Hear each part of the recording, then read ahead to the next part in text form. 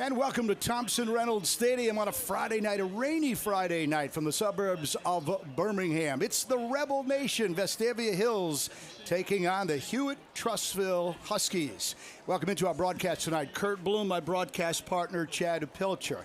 So the Rebs finally get back into regional play. A gauntlet of a schedule, however, continues. This will be the third straight matchup against a top 10 team. Yeah, Vestavia's schedule is arguably the most difficult in the state. They started the season against number 7, Carver Montgomery. Last week, they lost to number 4, Auburn, although I could argue both of those teams could be ranked higher. And then tonight, you come in number 6, Hewitt-Trussville, to start region play. It's been a brutal start for the Rebs. They're 0-2, but the great part about starting region play is everybody's on the same level playing field. You just have to start winning, and this is where the march to the playoffs begins. And when you look at both games for the Rebs, they were right there going into half. One play here, one less turnover there, and things could have been different. Now, they played some great teams, no doubt about it, and it, as mentioned, doesn't get any easier tonight. All right, the weather conditions, we have had 2 hot and steamy Friday nights to get the season started, but tonight, you can see behind us, it's rainy, a little misty, and we know both teams really like to get their offense going in a hurry. How will this affect everything? It was raining a little harder earlier tonight. It slowed down some, but that's going to be very interesting to watch as this game goes along. If you followed Vestavia football, you know that they like to go fast offensively. Talking to Coach Evans, we expect him to slow it down a little bit, so we'll see how that plays in. But when you talk about Hewitt-Trussville, they are probably the fastest team in the state offensively. They call it Husky fast, and they go that way. They go as quickly as they can back to the ball. So obviously if the ball's a little wet, that's going to affect things. It'll be very interesting to see how that plays out. All right, what will help Vestavia Hills and Charlie Taft, the quarterback, is the health of William Tonsmeyer. We'll find out in a couple of minutes if indeed he can play in tonight's game. He would be a real big asset. All right, it's the Huskies and the Rebels. We'll be back with our starting lineups right after this. At Birmingham Fastener, every day begins with our core values: integrity, grit, and accountability. We're on the lookout for talented individuals to join our sales and manufacturing teams at one of the nation's leading manufacturers. With over 15 locations nationwide, we offer endless opportunities for growth and success alongside incredible teammates. Be a part of shaping the future of American manufacturing and help us build our nation's infrastructure. Are you an enthusiastic sports fan? Want to have fun and get in on the action? Heck, yes. That'd be awesome. Have great attention to detail? Want to stay active? Definitely. Want to give back to the student athletes in your community? Obviously, yes. Then you'd make an excellent high school sports official. We need more officials in Alabama, because with no high school officials, there are no high school sports. Sign up today at highschoolofficials.com. Renew and refresh. JH Outback focuses on strengthening family bonds with spouses, parents, and children to help in spiritual growth and life purpose. Join us for a fun-filled weekend together in an undistracted environment, enjoying the outdoors with great food, entertainment, and live music. JH Outback. Renew and refresh.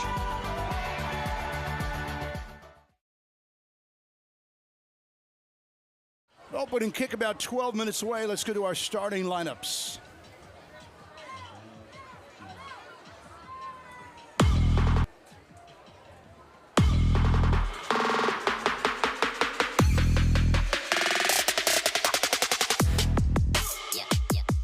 Copeland Styles, offensive line. J.D. Livingston, offensive line. Caleb Boylan, offensive line.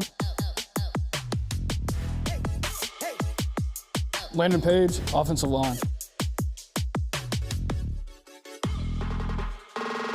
Pearson Tucker, offensive line. Brady Glenn, offensive line. Eli Rooks, tight end.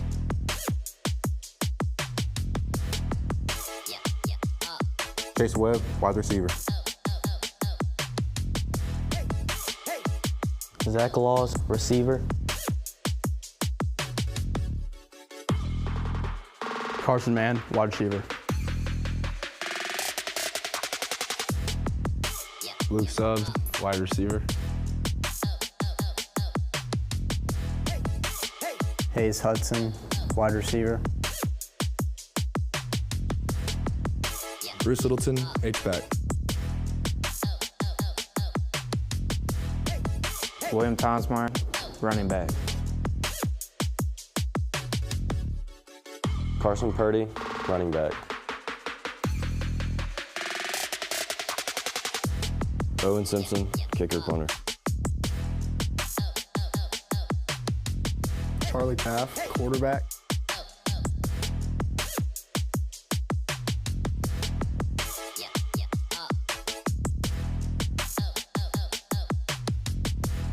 Josh Arendal, D-line.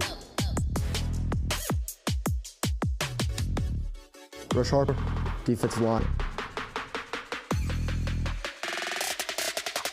William Plaisance, defensive end.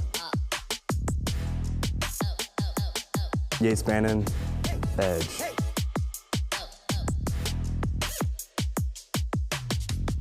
Grayson Bruno, linebacker. Jacob Watson, inside linebacker. Cross Tonsmeyer, linebacker. Daniel Richardson, linebacker. Ben Santa, free safety. Will Bachnick, corner. Larry McSwain Jr., cornerback. Leighton Downey, corner.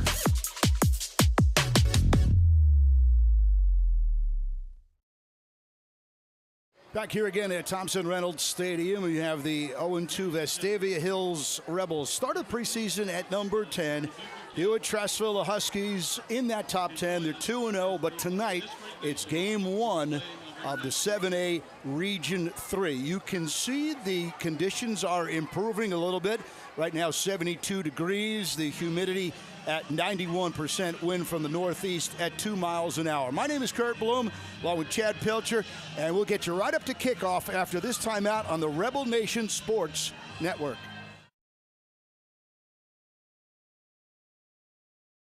Lifeline's ministry is necessary because God has ultimately called the body of Christ to manifest the gospel to vulnerable children. We see it beginning in the Old Testament in the Pentateuch. God continues to renew that call over and over and over again to the people. Lifeline, in its role, comes alongside the church with that very narrow specialization to allow the church to live out the mission that the church has been given to proclaim the gospel through orphan care.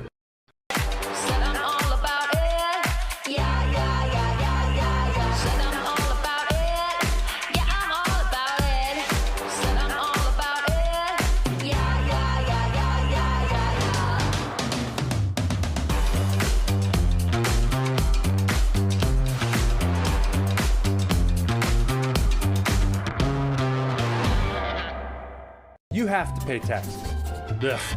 It's just part of life. In the great state of Alabama, we have an awesome thing in our tax code called the Alabama Accountability Act, which allows you to redirect up to 100% of your state taxes to Scholarship for Kids, a scholarship granting organization that benefits partner schools like Restoration Academy. It's a no-brainer. Use your tax money for something that will make a huge impact at no cost to you. For more information, go to choosera.org. 6 minutes out at Thompson Stadium at Buddy Anderson Field. And if you haven't heard yet, you go to the One Rebel Athletics page on YouTube. You will find tonight's broadcast. Game 3, but it's really game 1 when you take a look at it, because you had 2 games not in the region that will have no effect on the playoffs. They get you ready for Region 3 play. So this is really, it's not only the home opener, but it's also the most important game of the first 3, because it's a rival, Hewitt-Trussville. They're 2-0. They're perfect. They're coming off a Husky-fast win against Gadsden City, 42-14, and Vestavia lost down in Auburn. And it's really 2 totally different starts to the season for Hewitt and for Vestavia. Vestavia goes on the road against a Carver team that's very well thought of, super talented, 17 Division I signees, and really that game got away from it in the second half. Ended up losing that one 41-19. And then last week against against Auburn. Auburn's just really, really good. I mean, Vestavia made some mistakes, but they really just got beat up, especially in that second half, playing short with some injured players, hopefully some of whom who will be back tonight. But again, that was a 52-17 loss to Auburn. On the flip side, Hewitt-Trussville has not played as strong a schedule, but they have really beaten their opponents very badly. They played Jag out of Montgomery in week 1, won that football game 50-6. Then last week against Gadsden City, after giving up a kickoff return for a touchdown to start the football game for Gadsden City, Hewitt then went on a run, ended up winning that game 42-14. So Vestavia has played talent that is very, very good. Hewitt has played teams that are not quite as good, but Hewitt is taking care of business and looked very impressive in winning those football games. Whether you're a high school football coach or you're college basketball and football, you got a choice on what to do during your non-conference. And Robert Evans thought, well, let's go up against the big boys. And again, this is the third consecutive top 10.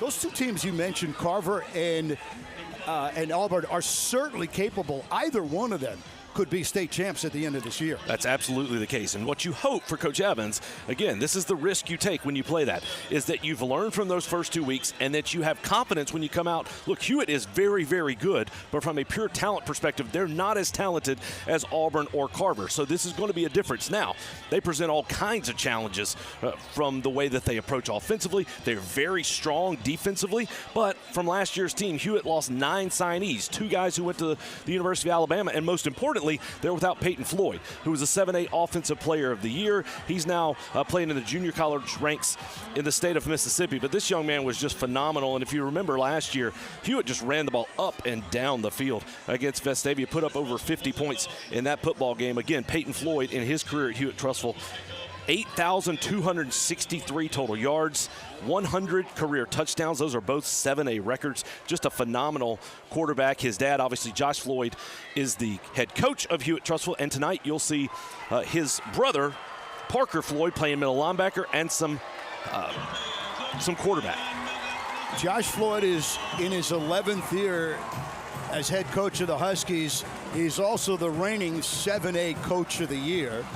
As Chad mentioned, the second of 3 sons is Parker, starting middle linebacker and backup quarterback. Peyton is already in college, and there's an 8th grader as well, and the word is the 8th grader might be better than the 2 before him. You know, there's a lot of nepotism on the Huskies. They also have Michael Ibignagi, and his brother is now in the NFL. He played here at Trussville, at Hewitt, and went to Auburn. First-round pick by the Miami Dolphins, and now with the Washington Commanders. And also, you remember the kick 6? Who could forget the kick 6? Can't forget it. And I don't want to steal your thunder, so talk about number 11 for Hewitt. C.J. Davis is just a freshman for Hewitt-Trussville, but he's a guy that people are already talking about, and you're going to see him tonight. He's going to play a lot. He's going to get in at the receiver position. They're going to put the ball in his hands. He may play some quarterback here and there. They're just going to get him the football. Only a freshman, but real high expectations. Obviously, his dad had a great career and had that iconic play in the Iron Bowl. It scared a bunch of people up here thinking, was that so long ago that the kid is already a high school freshman? One other thing, it is Military Appreciation Night here at Thompson Reynolds Stadium. So you saw the team come out with the American flags. They honored military veterans earlier tonight, and this is a good atmosphere. A little smaller crowd due to the rain, but we hope that means you're plugged in watching us here at home, and hope you have an enjoyable night as Region 3 kicks off tonight. Deuce Alston is near side, and then Davis far side.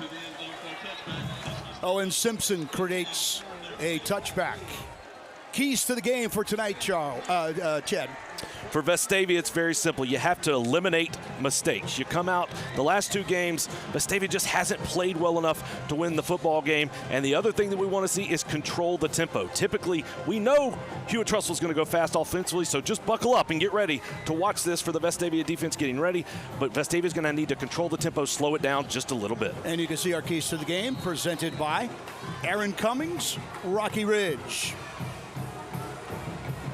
Here come the Huskies first. Handoff and a good open field tackle and a loss of a yard. A one-on-one tackle.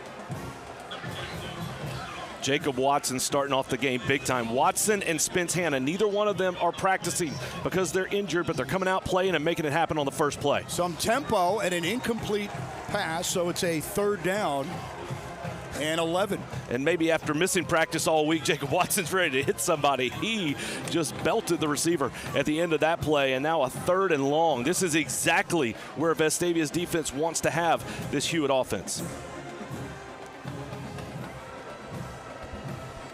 Rebels have had trouble the first 2 games creating 3-and-outs.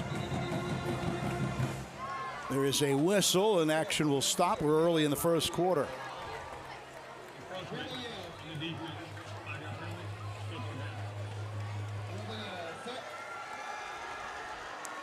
It was hard to hear what the officials called, but a penalty against Vestavia, that's a tough one. You go from 3rd and 11 now to 3rd and 6. A little bit more manageable for the Huskies and Noah Dobson. Man in motion. That's Alston. Empty backfield.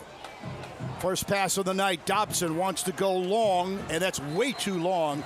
And the Rebels get an early 3-and-out, and they should wind up with good field position. Had 2 receivers in the middle of field in between the hatches. That ball went out near the numbers, nowhere near anyone. So a good start for this Vestavia defense, and now they have the opportunity to get very good field position to start the first offensive drive.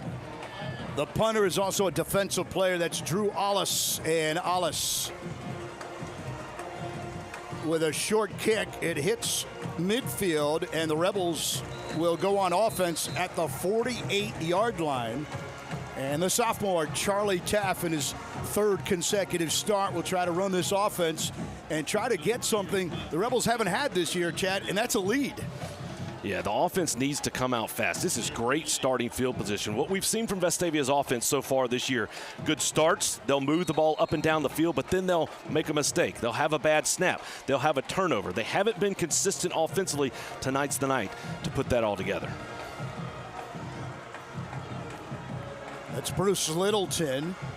Littleton, the H-back, gets the handoff inside Huskies territory, about the 45. The biggest news on that play is that William Tonsmeyer was in the football game. He sat out the first 2 weeks with a hamstring injury. That was a huge blow to the Rebels offense. He started out in the slot, went in motion. Vestavia started Littleton in the backfield. He got the carry to start that drive, but Tonsmeyer is in the ball game. We don't know how many carries he's going to get tonight. We don't know. We don't think he's 100%, but obviously he's healthy enough to play, and that is a huge asset for this Vestavia offense. As you watch the team look to the sideline, this is going to be the way they approach this game tonight. Not the fast tempo you're used to, a little bit slower to try and use the play clock. First carry for Tonsmeyer. Gets to the outside. That's not Tonsmeyer, rather. Let's take that back. That's Charlie Taff calling his own number. Instead of a 1, it was 1-1, 11. And the quarterback should have enough for a first down. We've got a flag on the play.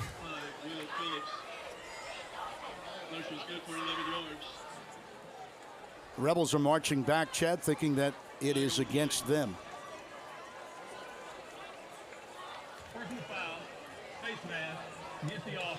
Ooh. Well, and that's tough. I mean, that was at the end of the play. Looks like the referee threw that flag from the backside. Coach Evans obviously didn't like that call, and that's a tough break. That's what we've seen from the Vestavia offense this year, unfortunately. You make a good play, but then you make a mistake that pushes you backwards, and so that's a big mistake there. Instead of having a first down at the 40-yard line, you're all the way back, 2nd down and 9 from your own side of the field. Tonsmeyer stays in, and that is Williams' first carry of the year. Positive yards over the 45 to about the 44. So William Tonsmeyer, the senior. And that's the type of carries this offense has been missing. The guys who filled in did a very nice job. Carried the ball, carried the load, but it's that explosion from Tonsmeyer. It's seeing the hole and then exploding, not waiting for anything to develop, not waiting for the play to close up. Because, look, these windows against these good defenses are very small. If you don't hit them as quickly as they're open, you're going to lose that opportunity, and Tonsmeyer did that there. got the Rebels into a 3rd and 1. 3rd and 1, as Chad just mentioned. Tonsmeyer on the hip of Taft. Taft calls his own number, usually does short yard situations. He's trying to make the turn, and he is going to be short of the 40. And he's also going to be short of the first down. Well, he got the first down. So he did? Yeah, they get him a good spot just at the 41-yard line, just inside of it. And so a nice job by Taft, understanding where he needed to be. That was a good job by this Hewitt defense to string that play out, force Taft to get towards the sideline. Taft did a good job of holding the ball out as he went to the sideline, and he was able to pick up that extra yard and picked it up by just the nose of the football. Let's go 1st and 10 at the 41 of Hewitt. Taft. Quick pitch. Huskies were on it. That was Bruce Littleton. Yeah, good to see Littleton getting the ball early in this game. The first week didn't touch it much at all. Last week got it more, which was good. Today he's already had 2 touches already on this first drive. So a good start for this Rebel offense. It was a loss of yardage on that play, but they're mixing it up. They're trying some different things, putting guys in different positions and making this defense really work. Hewitt set up in a 3-4 defense, 3 down linemen, 4 linebackers. This is a 2nd down after a loss of 2. Taft rolls right. Keeps it. Taken down and knocked out of bounds. About the 42. That was Parker Floyd on that tackle. Did a really nice job of recognizing the play and pursuing. Taft rolled to the right as if he was going to run the ball, but he was looking to throw it down the field. It was really good coverage in the secondary by the Huskies. Nowhere for Taft to go, so he simply tucked it and ran out of bounds. No gain, so a 3rd and 12. It's Littleton, the H-back. And now he goes in motion.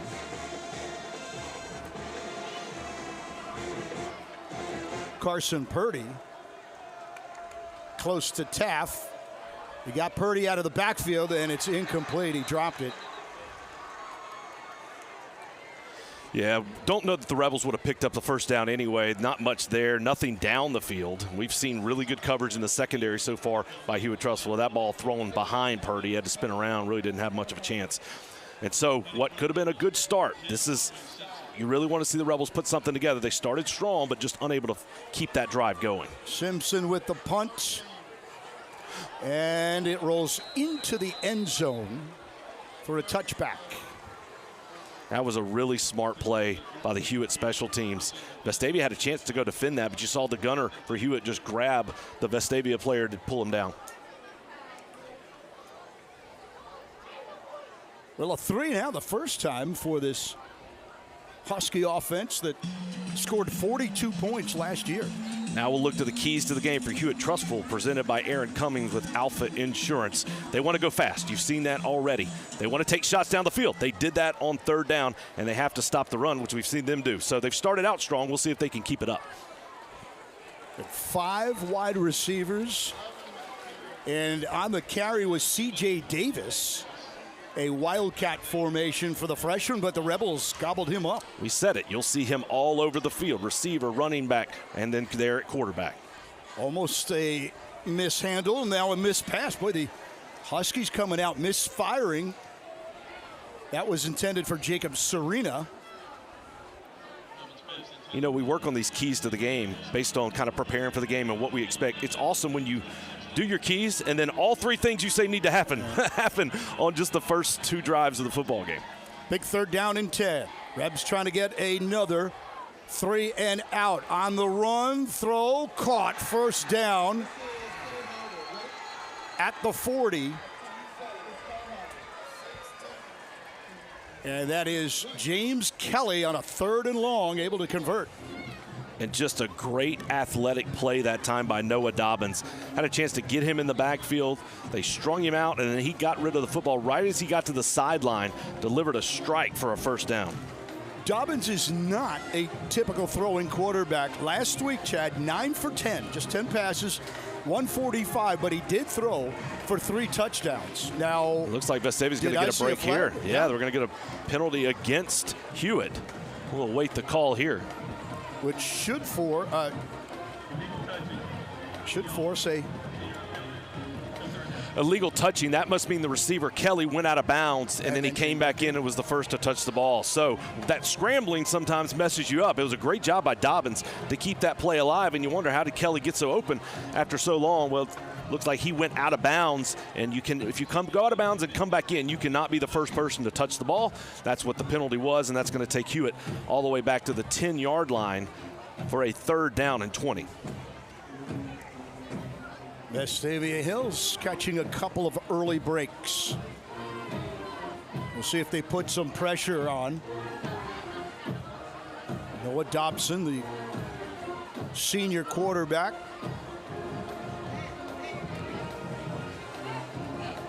March it a little bit closer to the now 15-yard line.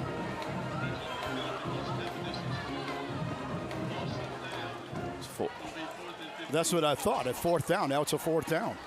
It's a loss of down. Yep, loss of down. They figured that out, so this will be a punt. And the Rebels are going to wind up with outstanding field position. It's Charlie Taft, by the way, to try to receive the punt, and it takes a Huskies bounce at the 33-yard line. That's a whale of a punt for Drew Ollis. So back on offense for Taft and the Rebels. Good start for Vestavia. They put up 24 yards of offense on that first drive. Hewitt on 2 drives has -1 yards of total offense. Taft has triplets to the left. He's going to run. Good yardage and a 1st down run for Charlie Taft. Great start to this drive by Taft carrying the football. And one thing that's been notable early going in this first quarter is Vestavia's been effective running the football. Again, Hewitt only playing 3 down linemen. So if you can get past that first level and get your blockers to the second level, to those linebackers, you've got a chance to have some really nice gains. And we've seen several 8-9 yard runs by the Vestavia offense. We have not seen that in the early going of this football season.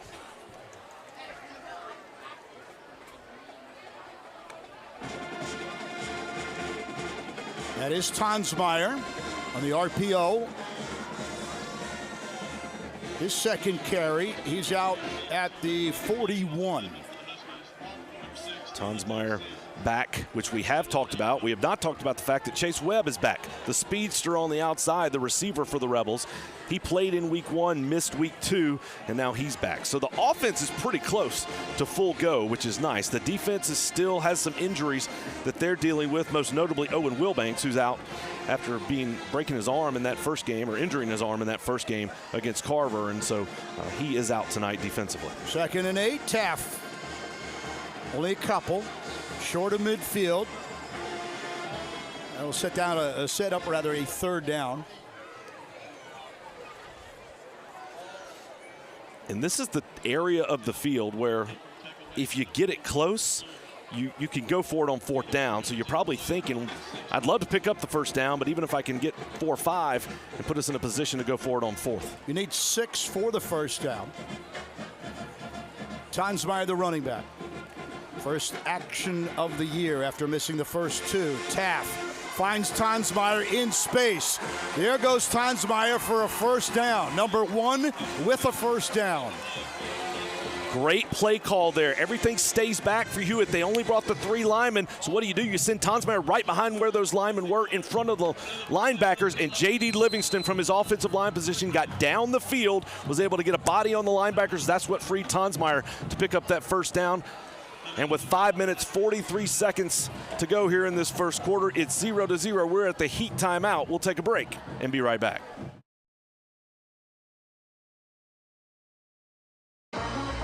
In every moment, greatness awaits.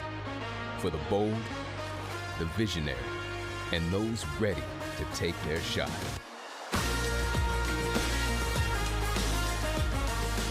Here, we don't chase success. We define it.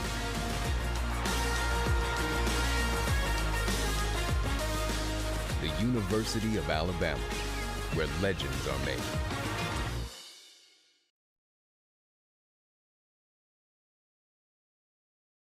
Rebels 55, Hewitt-Trussville, -1. First quarter, Kurt Bloom, Chad Pilcher from Thompson-Reynolds Stadium. First game in Region 3 play. 2-0 Hewitt against 0-2 Vestavia Hills.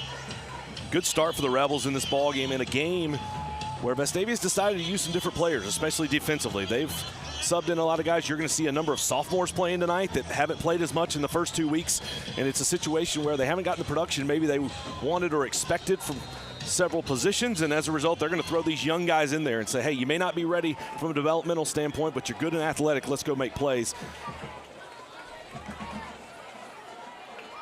Charlie Taff. They thought they were going to drag him down from behind the Huskies, but the athletic Taff gets a couple of yards, and it looked like he was going to be dragged down for a loss. That's the kind of runs you really like to see from Taff. Drew Allis got in the backfield, grabbed his jersey, but Taff just was able to rip through it. He got 5 yards.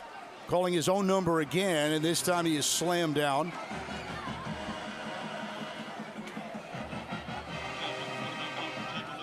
That's Preston Boseman on the tackle for the Huskies. So another third down. 3rd and 5 for the Rebs. They converted last time. Pass over the middle to William Tonsmeyer. Got the first down. A very patient Vestavia offense. We've seen even the run plays the Rebels have run. It's wait, let the play develop, see if you can't get a block down the field, and then shoot into one of those holes. The handoff. This could be close, Chad. Bruce Littleton.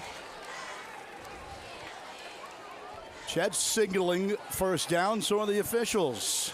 That's a call that you make knowing you're going to go for it on 4th down, and Littleton was able to fire through, and you saw as he was going down, he lunged forward to pick up another yard or two. Really athletic effort by Bruce Littleton for another Vestavia first down. When Littleton is in, he seems to get the ball. He is not a decoy. Fake. No, that actually is Littleton. Littleton, more yardage and then a flag at the end. So a little RPO, then flag at the end. Chad, you think that's against the Rebs? They're probably going to bring that one back after what would have been a great start to that first down. Hey, you're also in field goal position already for Owen Simpson.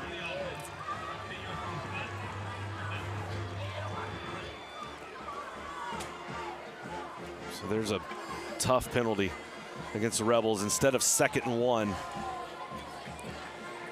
you're looking at 1st and 17. But the good thing is this offense has been really sharp in the early going, moving it up and down, run the ball very effectively. Only 2 pass attempts for Vestavia. One was completed for a first down, the other one incomplete.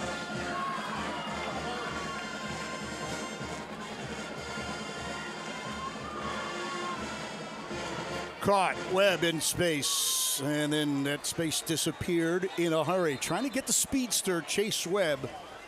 But, you know, you probably have 4 downs this possession here. Because you were in a first and about, what, 17, you said? Yeah, I think it all depends on where you go on this 2nd and 3rd down. If it's manageable, then maybe you would. That time they tried the slip screen expecting pressure from Hewitt, but that was read really well by the linebackers. They came but immediately saw that slip screen diverted, went to the side to make the tackle. So 2nd and 15.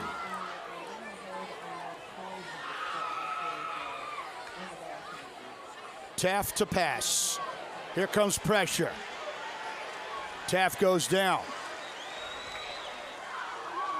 Coming out of the pile there, Owen Robinson, one of the weak side linebackers.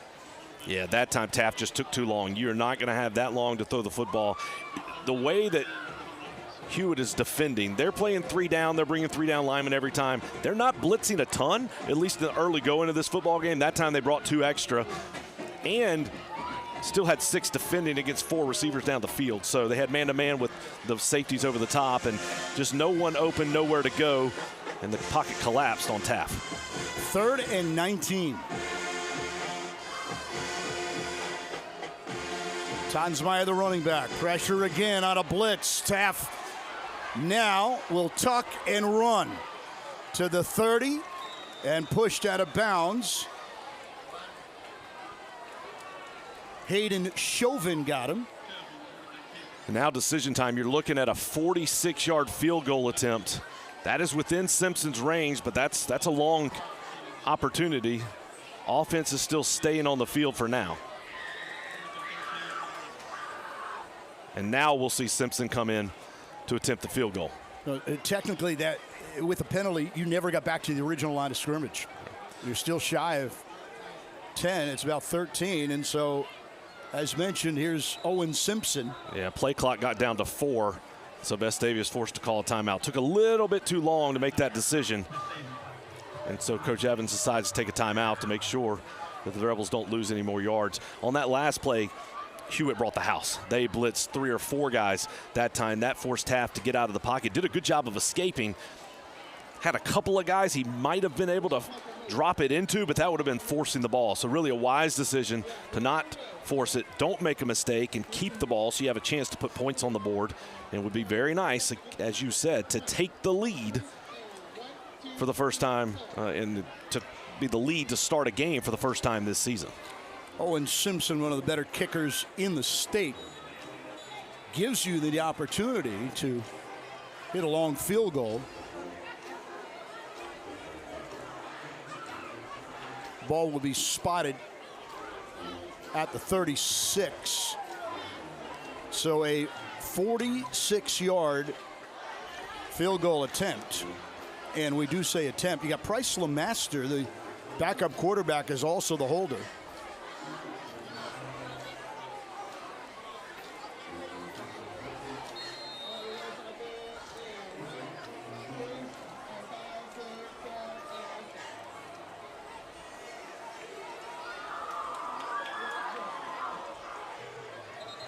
And a whistle before. That kick does not count.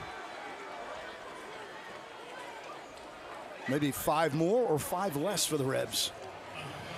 And that's a big penalty. It's going to back Vestavia up 5 more yards on a wet night. Now you're at the very end of Simpson's range, 51 yards. And I think Vestavia will likely punt now. Yeah, maybe a pooch punt. Try to pin the Huskies. Yeah, here comes the punting team. So a few mistakes in this first quarter, stalling some Rebels drives. That was the 4th penalty against the Rebels for 35 yards, and we're still in the first quarter. And that one took points, takes away an opportunity to get points. It was hard to tell if that ball went in, was good or not, but a wise decision here and a great punt by Owen Simpson. So Simpson pins the Huskies to the 4-yard line, where they have a -1 total offense so far. And that just tells you the weapon that special teams can be, that Owen Simpson is. Funny story about Simpson. We noticed in the first 2 games, and we've talked about it, he's so good at putting balls in the end zone on kickoffs for touchbacks. The first 2 games, he didn't really do that. Well, it turns out he had the wrong kicking balls. The first week, he didn't bring the kicking balls to the game. They didn't have them, so he was kicking a different ball, which is apparently a really big deal to kickers. Then last week, on the first kick of the game, he kicked it over the building, couldn't find the ball, and so he was kicking different balls and couldn't get the feel that he wanted. Now tonight he's got his kicking balls back, and he is kicking it outstanding. Deuce Alston on the carry. Time of possession dominated in this first quarter by the Rebels, but nothing to show for it. Over 9 minutes of possession. That ball is loose. Vestavia Hills pointing, and they will get the turnover. That's Cross Tonsmeyer. Rather, Spence Hanna, beg your pardon, Spence Hanna. Just a big-time play by a senior leader. Coming up, big hit, ball is loose, Rebels get on it, and now another really great opportunity for Vestavia. You feel like this is one of those situations you have to take advantage and put points on the board. Huge break for the Rebels. They've dominated this first quarter, but still sitting on 0-0. A great opportunity here.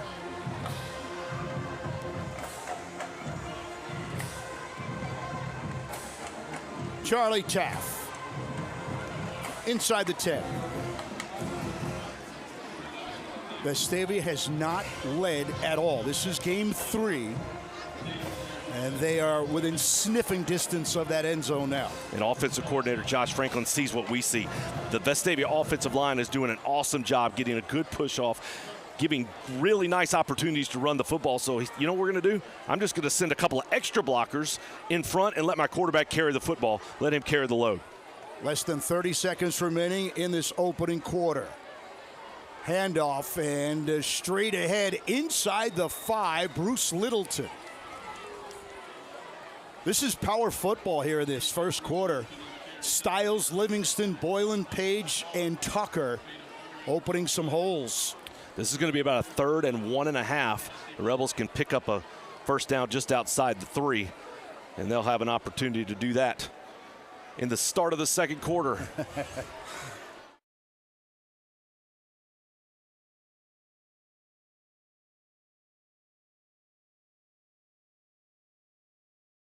Renew and refresh.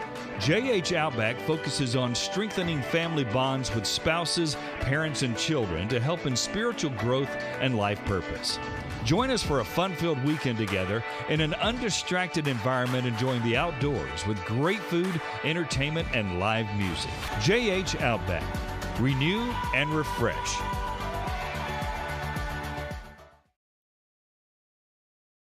A game without a crowd is just a scrimmage.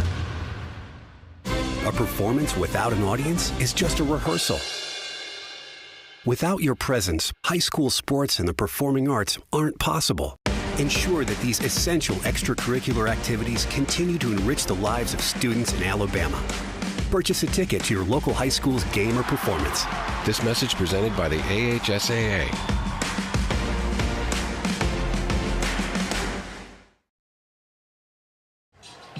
Vestavia Hills knocking on the door with a 3rd and 1. And the ball is on the Huskies 5. Josh Franklin, the OC. Kurt Bloom and Chad Pilcher. We're going to help Josh. I think it's just a Taft keeper. 11 on the keeper is a guess. Taft, maybe you go back to Littleton at the fullback. You go with the, once again, I think you're about to see Taft go over the left side. There's Charlie. Enough for a first down. I had forward progress at the 3. They did not give him a very good spot there. I thought he got to the 3 as well. They're going to mark him short, so it's 4th down. Decision time for Coach Evans. I don't know that he'll take much time to make this decision. He's going to go for it.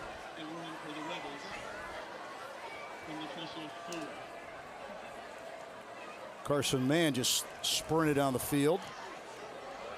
But that was not a good spot. I had a pretty good view, and I see action stopping at around the 3, but it's at the 4. Handoff. That'll be a first down. Littleton. Good push by the offensive line. Great takeoff by Littleton. You get that big body, Bruce Littleton. Remember last week we were wondering if he would be your red zone target. We don't know how much, but Littleton will play some Wildcat quarterback in the red zone at some point this season and play that role that John Paul Head played last year. But right now, Littleton's at fullback, Tonsmeyer at tailback. Littleton trying to get in the end zone. He's in.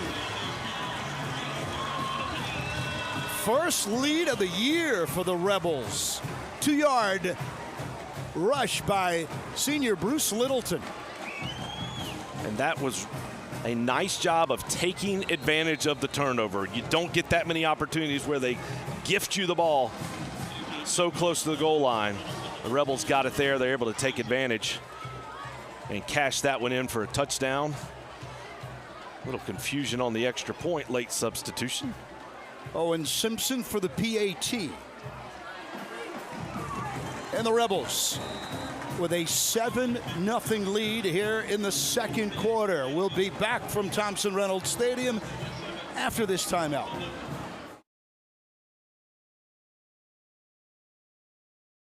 Renew and refresh.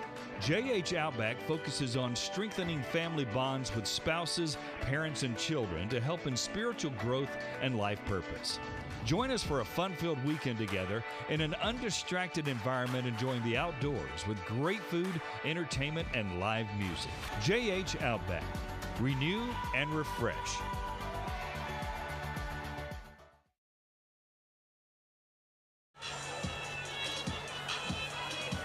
The Rebels up by 7 against a ranked opponent, 7-0 in the second. We talk about the Rebels getting the turnover, but I tell you what, I want to point to Owen Simpson's kick.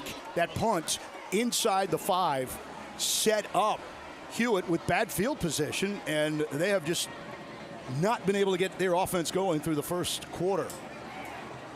Now we're in quarter number 2. The Rebels cash in on a Littleton 2-yard plunge. And now a touchback. We'll see if it can hold as this game goes on, but so far Vestavia's defense has only given up 8 yards to Hewitt-Trussville. And this is an offense that put up 364 yards last week against Gadsden City and 42 points. In week 1 in a victory, they put up 50 points and dominated that game from the get-go.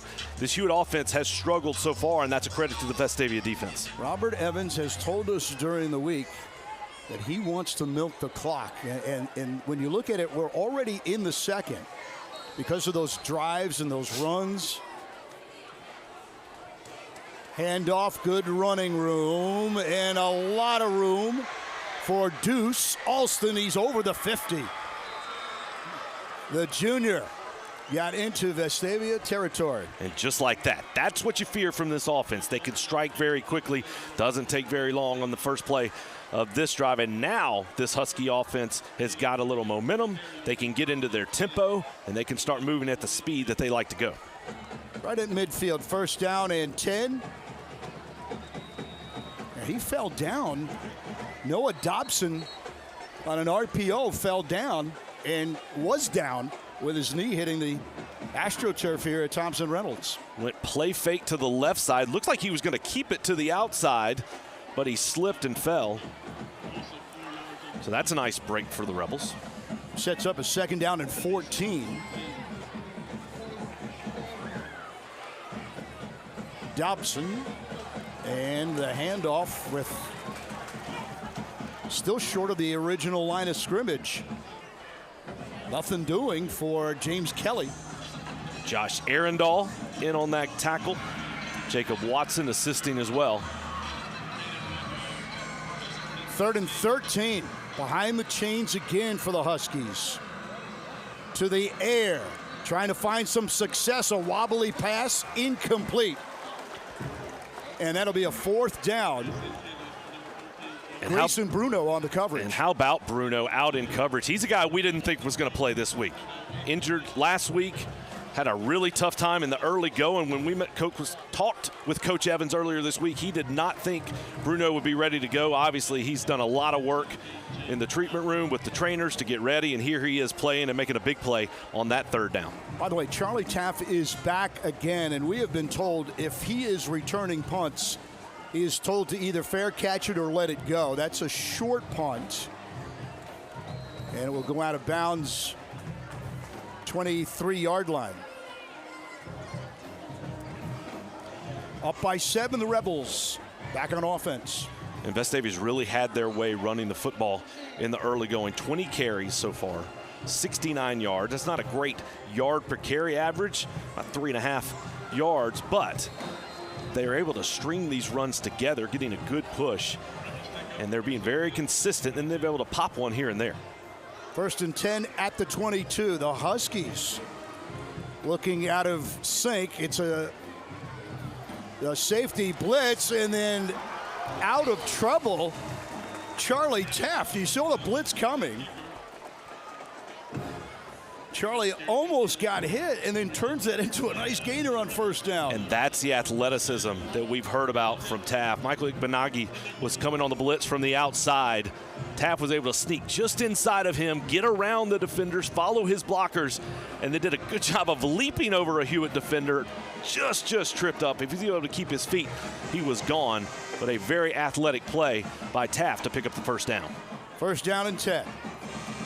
Tonsmeyer in, Littleton on the move. Littleton has scored a 2-yard touchdown. Tonsmeyer cuts back inside. And that ball is on the field, but I believe the whistle had been blown. Tonsmeyer was held up, so the whistle came in before that ball came out.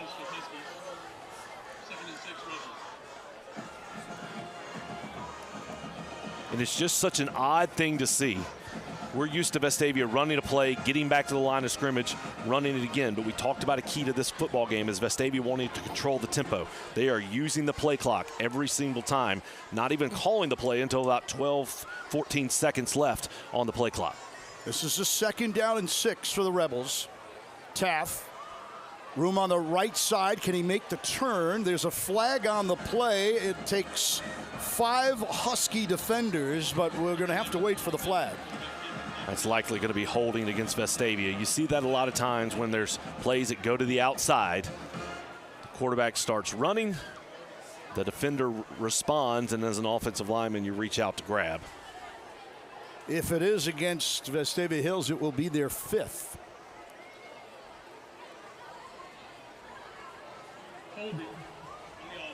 We got it, Chad.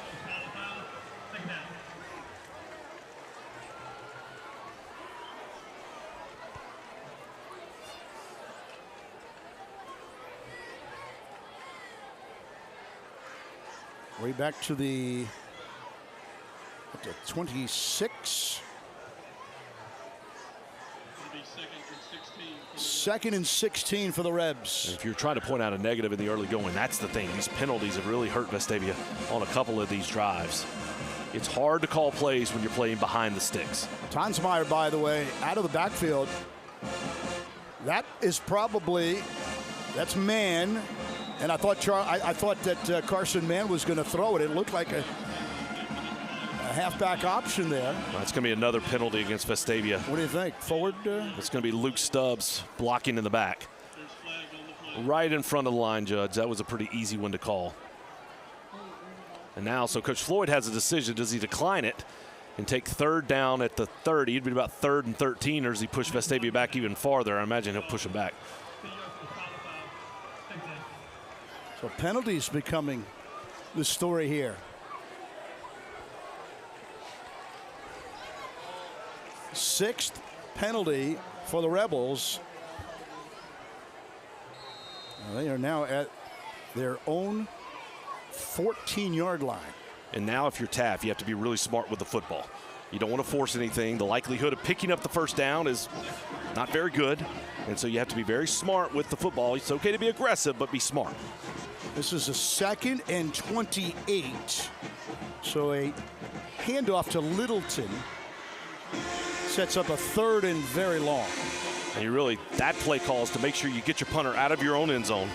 Think about where can we pick up some extra yards to really try to hurt Hewitt's field position if we have to punt it back.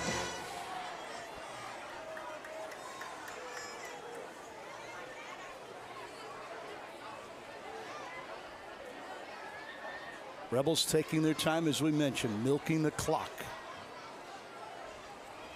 The more you have it, the less the other team does. That's Tonsmeyer over the left side. Littleton got a late forearm shiver in there and not called. 4th and 16.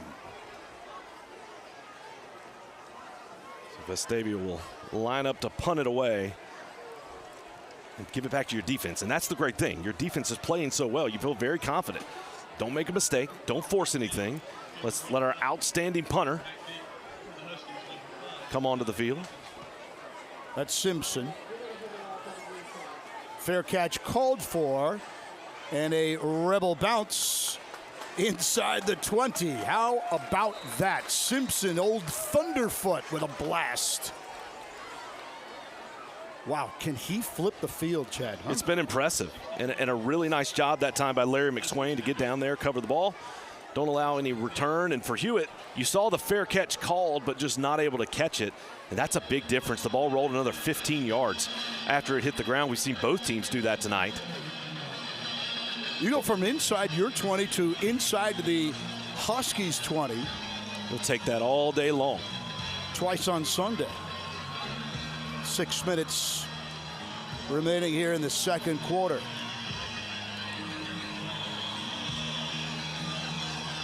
The officials are gathered around the 15-yard line discussing something, and here we are ready to go.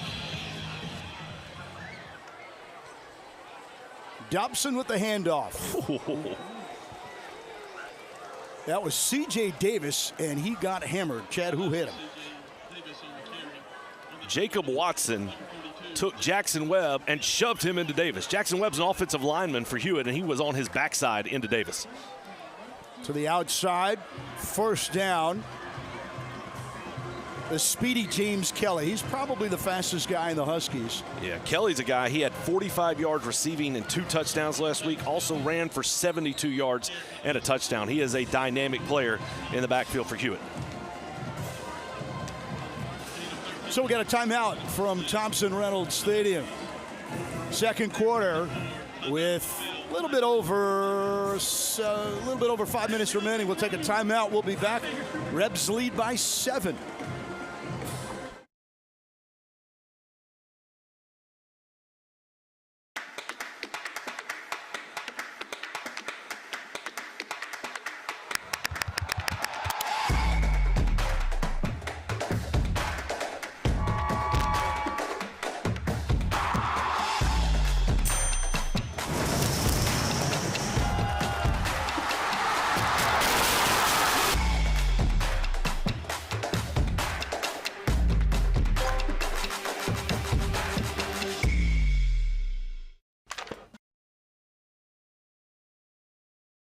By the way, the rain has cleared up and moved out.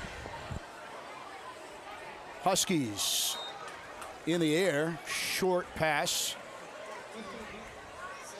It was caught by Serena, Jacob Serena, a senior.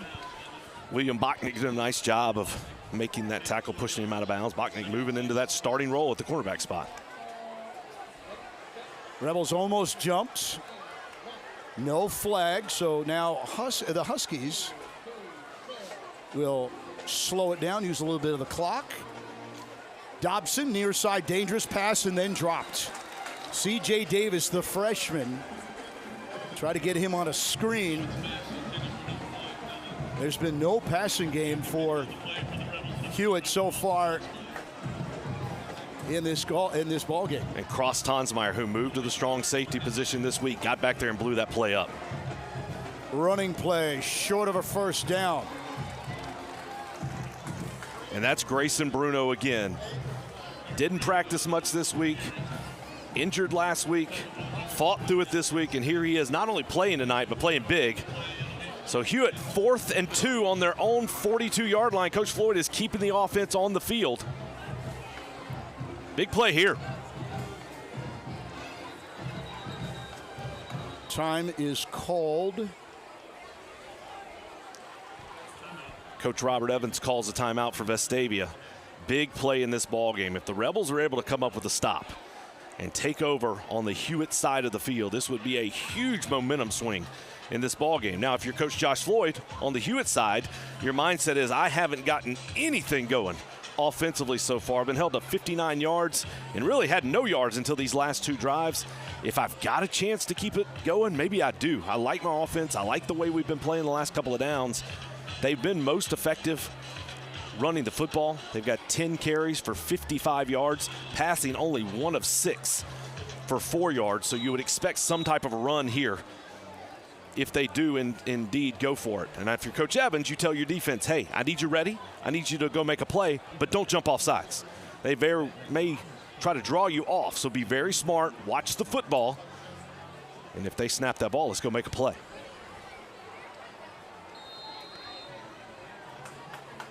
Huskies, passing formation.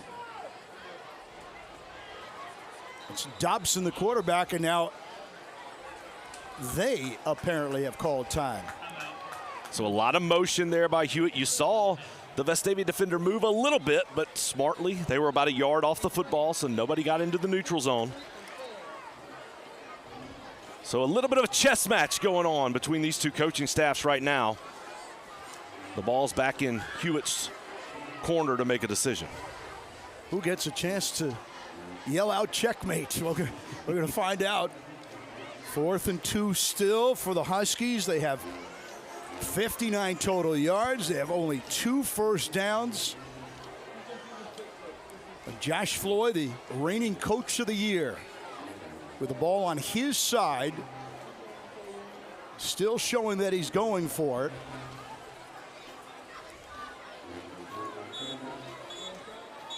They do use as many as 3, sometimes 4 quarterbacks, so you got to look out to see who's going to quarterback this thing. 3 is Dobson.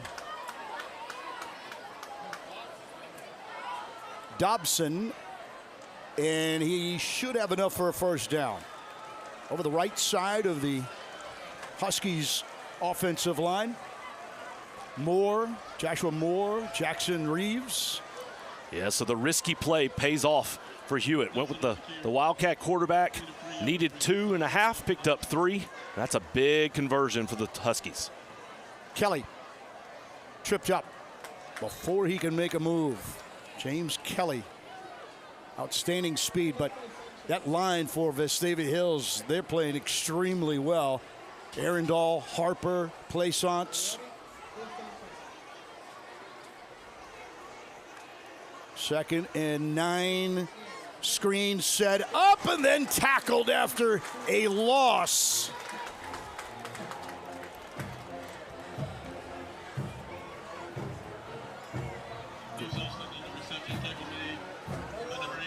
They'll set up a 3rd down and 12. Yeah, Grayson Bruno, team leading 4th tackle of the night for Vestavia. And we have a penalty on the play. So illegal formation against Hewitt. They actually lost yardage on that play, so Vestavia will decline that penalty. And now it's a 3rd and 12. Bruno having a fine game for a guy that was not supposed to play. Dobson on the run. Dobson, there's a flag down. Incomplete now, but there's also a flag. As Chad said earlier, when you're rolling out, usually that's a holding. So holding against Hewitt, that's going to be declined because it'll force a 4th down. Because of the incomplete pass. Cannot say enough about this Vestavia defensive line. You've wondered what are you going to get out of them. Some new guys playing in there, and they've been outstanding tonight.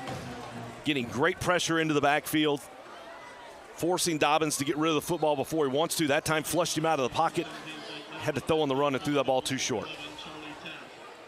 So Taff backs away. And at the 13 with a good roll and bounce for the Huskies. And that's the 2nd time tonight. It's tough. Taft's back there because he's really good at catching punts, and he does a good job of coming up and field the ball. But when you're playing quarterback, it's a little tough to focus on that. That's the 2nd time tonight the ball is hit and had a nice roll. Really cost Vestavia about 10, 12 yards on that play, so they'll start all the way backed up on their own 13-yard line. With 3:07 remaining here in the opening half, Rebels up by 7. Bruce Littleton, a 2-yard plunge earlier. In fact, it was early in the 2nd quarter. Handoff, William Tonsmeyer spins and gets something out of nothing. It would have been nothing, but a spin move, and those legs keep driving for William Tonsmeyer. Again, seeing his first action of the year. Love to see the way he continues to fight and push forward after contact. Gets those extra yards when there's nothing there. Still looking for that opportunity for him to break through, get a nice job, get to that 2nd level, and then let's see where that speed is for Tonsmeyer. Fast guy. If you can get him on the outside, get him on the edge, running north and south. The initial contact was right at the line of scrimmage, and Tonsmeyer winds up with a 4-yard gain. Here comes Tonsmeyer again. He's got the outside and then dives forward to about the 24. Just an incredible effort by Tonsmeyer. That's another play. Should have been stopped for maybe a yard gain. Instead, he's able to not only spin out of it, but then as he's going down, he dives forward and picks up the first down. 2 minutes, 11 seconds left. Vestavia has one timeout left, but now you're at the point where you can pick up the pace. Maybe you take a shot down the field. On those first 2 or 3 plays, you wanted to make sure you used as much clock as possible. Didn't want to give the ball back to Hewitt before the half. Now Vestavia can get a little more aggressive, see if you can't go get points right before the half. It's a handoff rather to Littleton, plowing over the right side of the Rebels line. Speaking of half, you have a halftime interview. Yeah, we're really excited. New principal at Vestavia Hills High School this year, Dr. Blair Abnett. We will have her at the half to talk about how things are going in these first few weeks. 1:32 remaining.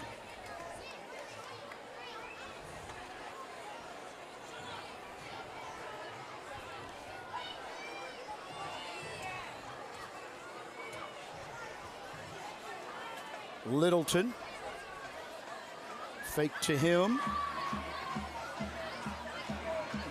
Taft keeps his legs going. It will take 4 Huskies to run him out of bounds.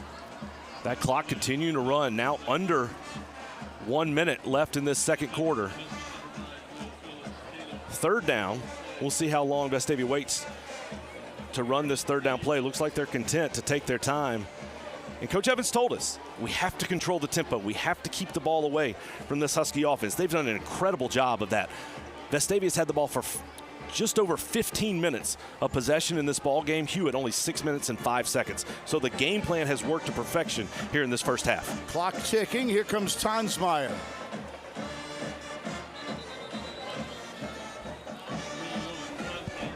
With 25 seconds left to go in the second quarter. Whistle will stop the clock. How about that? Another first down for Tonsmeyer. He needed 3, he got 3 and maybe a foot. And now the clock's down to 15 seconds. Vestavia looks like they're looking for the play, but still have not snapped the ball. Taft, pass, caught, out of the backfield, Littleton, and then dragged out of bounds. 1 second left on the clock. We talked about to start this game the kick 6, and C.J. Davis and his dad involved in the kick 6. Well, now 1 second left for Vestavia right before halftime, and we'll see if they take a shot. But first, Vestavia's going to take a timeout to talk it over. Ball right at midfield. A super first half of that Rebel defense. Offense chewing up the clock and yards on the ground instead of in the air. And the defense for the Rebels has been outstanding here in this first half. Even this last drive, maybe if you look back, maybe you could have gone a little bit quicker if you knew you were going to get to midfield. But they used all the clock, didn't give Hewitt the ball back. And it's just been done a great job of, here's my game plan.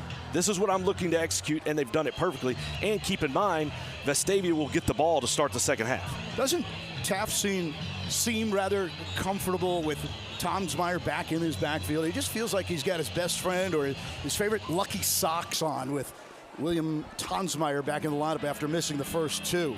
I absolutely agree. It's also been a really nice job by Josh Franklin of calling the plays tonight and putting Taft in really good situations. 1 second to go. Rebels, uh-oh, somebody jumped. Littleton was trying to sneak down the field, hoping no one saw him. When you're going deep, you're ready to get going. And that's right. He took off. Unfortunately, no one else did. Right. It would have helped if the ball was snapped and the quarterback had thrown his way, but poor Bruce got to walk back by himself. And Hewitt has 3 safeties standing at the 30-yard line. Obviously, their goal is to make sure nothing gets behind them. They want every ball to be caught in front. Handoff for Tonsmeyer, and William into Husky territory where he goes down at around the 41, and that will end the first half. You couldn't ask for anything more out of the Rebels defense. The offense got a 2-yard touchdown in the second quarter by Bruce Littleton. At the break, Rebels 7, Huskies nothing. We'll be back as you're watching Rebel football on the Rebel Nation Sports Network.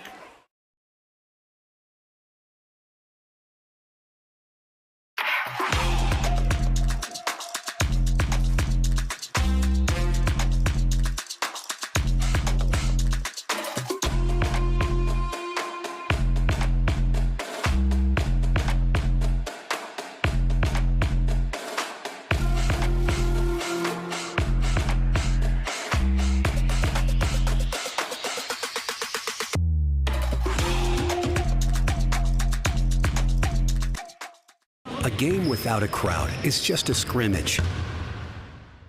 A performance without an audience is just a rehearsal. Without your presence, high school sports and the performing arts aren't possible. Ensure that these essential extracurricular activities continue to enrich the lives of students in Alabama.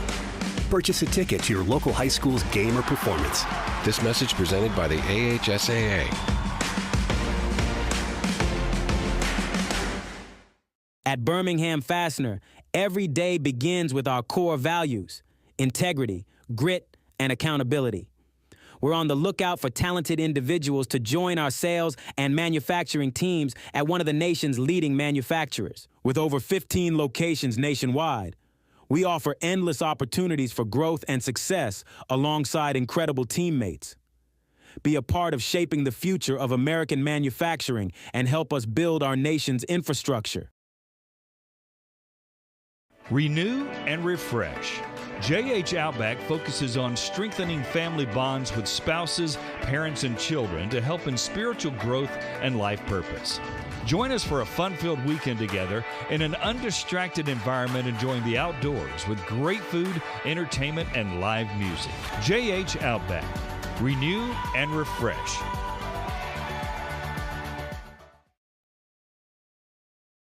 A game without a crowd is just a scrimmage. A performance without an audience is just a rehearsal. Without your presence, high school sports and the performing arts aren't possible. Ensure that these essential extracurricular activities continue to enrich the lives of students in Alabama. Purchase a ticket to your local high school's game or performance. This message presented by the AHSAA.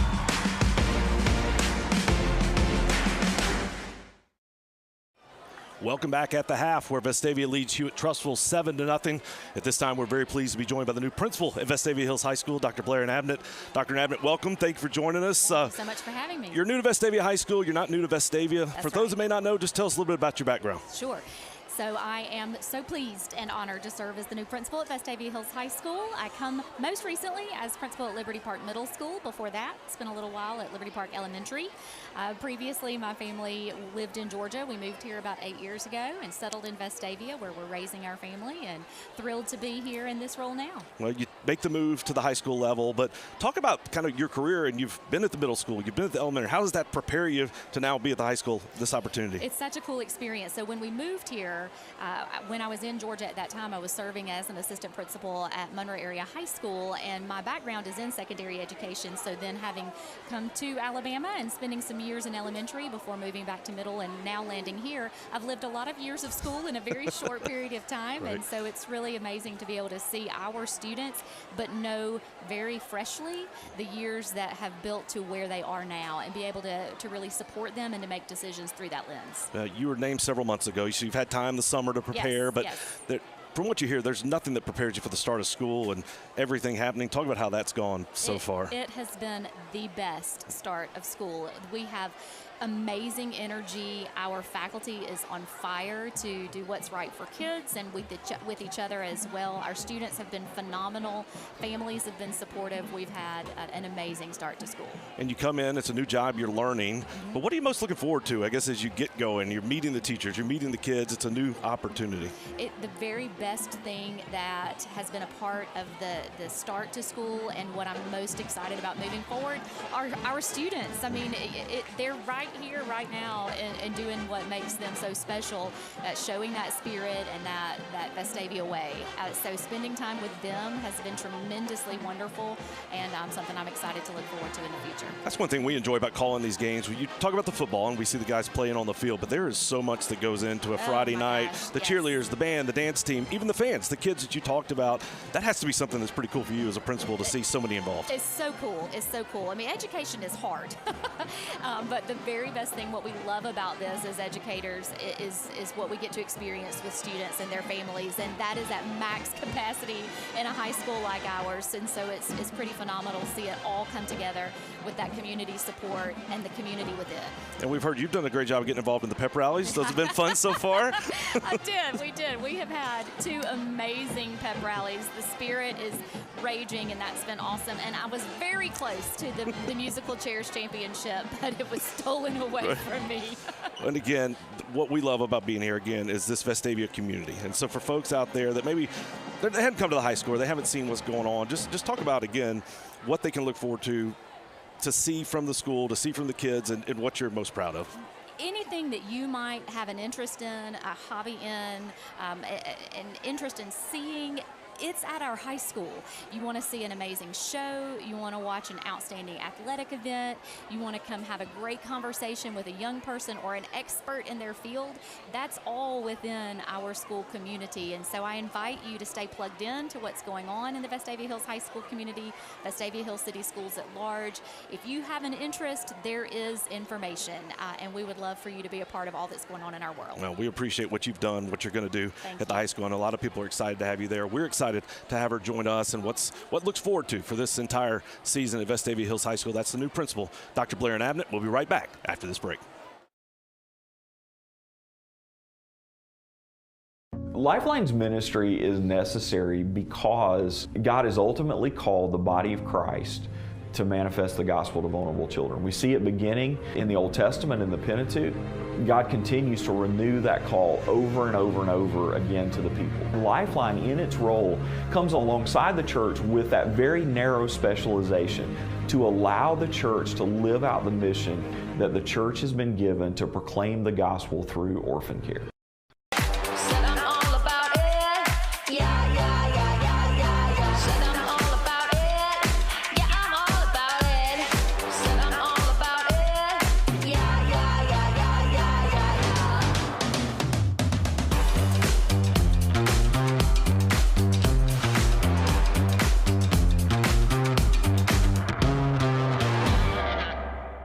You have to pay taxes. Ugh. It's just part of life. In the great state of Alabama, we have an awesome thing in our tax code called the Alabama Accountability Act, which allows you to redirect up to 100% of your state taxes to Scholarship for Kids, a scholarship granting organization that benefits partner schools like Restoration Academy. It's a no-brainer. Use your tax money for something that will make a huge impact at no cost to you. For more information, go to choosera.org.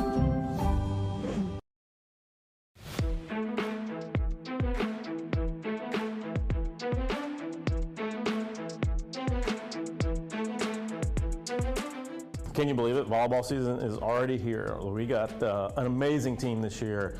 We got 6 seniors, a lot of returning players that just bring a lot of experience and volleyball skill, but more importantly than anything else, we're going to be such a fun team to watch. We want to get as many people there as we can just to celebrate them and everything that they're working for.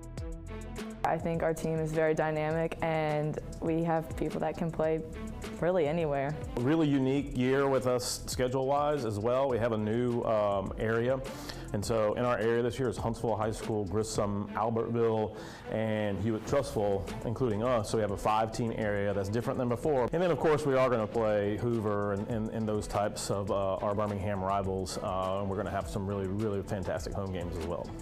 We were ranked top 10 in the state last year, and we got out a little sooner than we thought, but this year we're motivated to get past that point. We have a really great team this year, and the schedule is going to be very fun, and I think it's going to be a great year for us. This team itself is maybe one of the closest teams. The team chemistry is fantastic. They spend a lot of time together over the summer at practices, at camps, and things like that, and really excited about finding out what these guys can really accomplish. Although we're a team on the court, we're also a team off the court and have helped a ministry group package food for the homeless. But we also hosted a kids camp this year that was very successful. We had over 100 kids. It was so much fun. So if you have little girls that love to play volleyball, come out next year and keep building our program, because that would help a lot. It's a really fun and exciting deal, and I promise you this, we won't be there that long because we're going to be so good we're going to beat the other team pretty quickly so you can get home and study. You're going to love watching us play this year.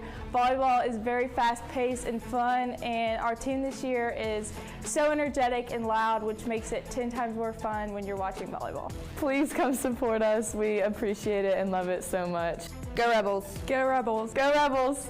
Go Rebels. Go Rebels. At Birmingham Fastener, every day begins with our core values: integrity, grit, and accountability. We're on the lookout for talented individuals to join our sales and manufacturing teams at one of the nation's leading manufacturers. With over 15 locations nationwide, we offer endless opportunities for growth and success alongside incredible teammates. Be a part of shaping the future of American manufacturing and help us build our nation's infrastructure. Are you an enthusiastic sports fan? Want to have fun and get in on the action? Heck, yes. That'd be awesome. Have great attention to detail? Want to stay active? Definitely. Want to give back to the student athletes in your community? Obviously, yes. Then you'd make an excellent high school sports official. We need more officials in Alabama, because with no high school officials, there are no high school sports. Sign up today at highschoolofficials.com. Renew and refresh. JH Outback focuses on strengthening family bonds with spouses, parents, and children to help in spiritual growth and life purpose. Join us for a fun-filled weekend together in an undistracted environment, enjoying the outdoors with great food, entertainment, and live music. JH Outback. Renew and refresh.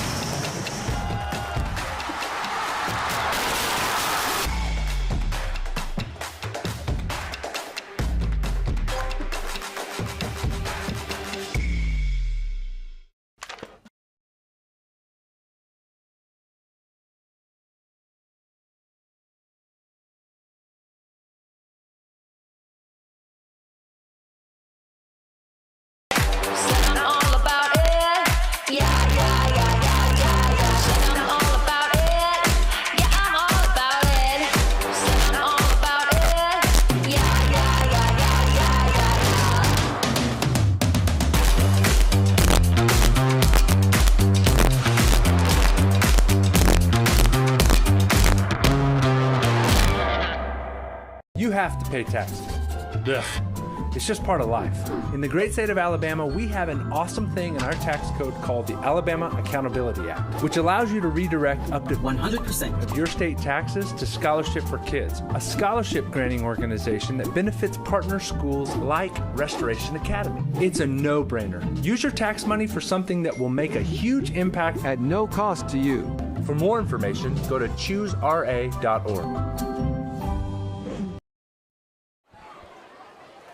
All right, there's the band. They're happy. 7-0 lead for the home team.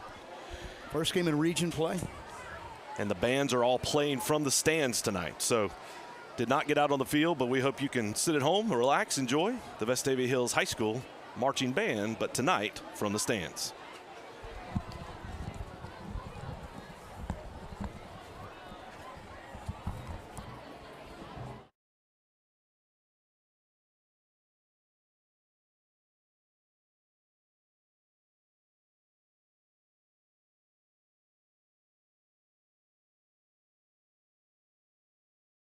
A game without a crowd is just a scrimmage. A performance without an audience is just a rehearsal. Without your presence, high school sports and the performing arts aren't possible. Ensure that these essential extracurricular activities continue to enrich the lives of students in Alabama. Purchase a ticket to your local high school's game or performance. This message presented by the AHSAA.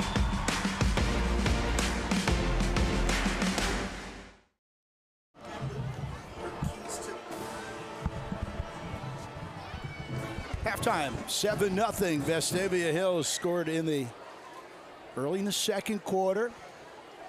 Bruce Littleton from 2 yards out.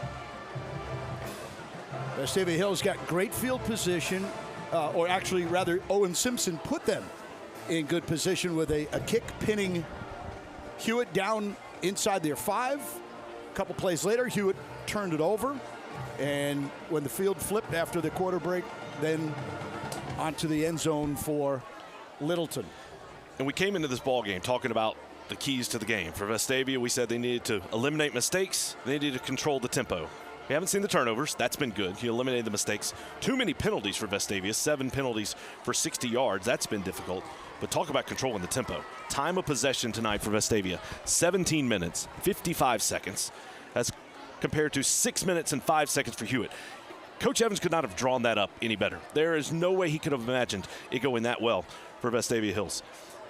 And that was kind of the focus of this football game. How do we do that? For Trussville, they wanted to have a fast tempo. They wanted to take shots down the field, and they needed to stop the run.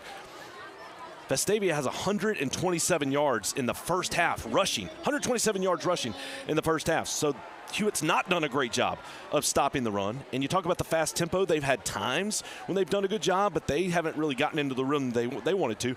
And they have not taken shots down the field. They took 1 shot on the first drive of the football game, but otherwise, Vestavia has just shut them down. And so when you look at the things that Hewitt wanted to do, they've not been able to accomplish those. The tempo hasn't been there. They haven't taken the shots, and they haven't stopped the run. And that's why Vestavia has this lead. The only thing that's unfortunate for Vestavia is because of those 7 penalties for 60 yards, this score's 7-0. It's not 14 or maybe 17.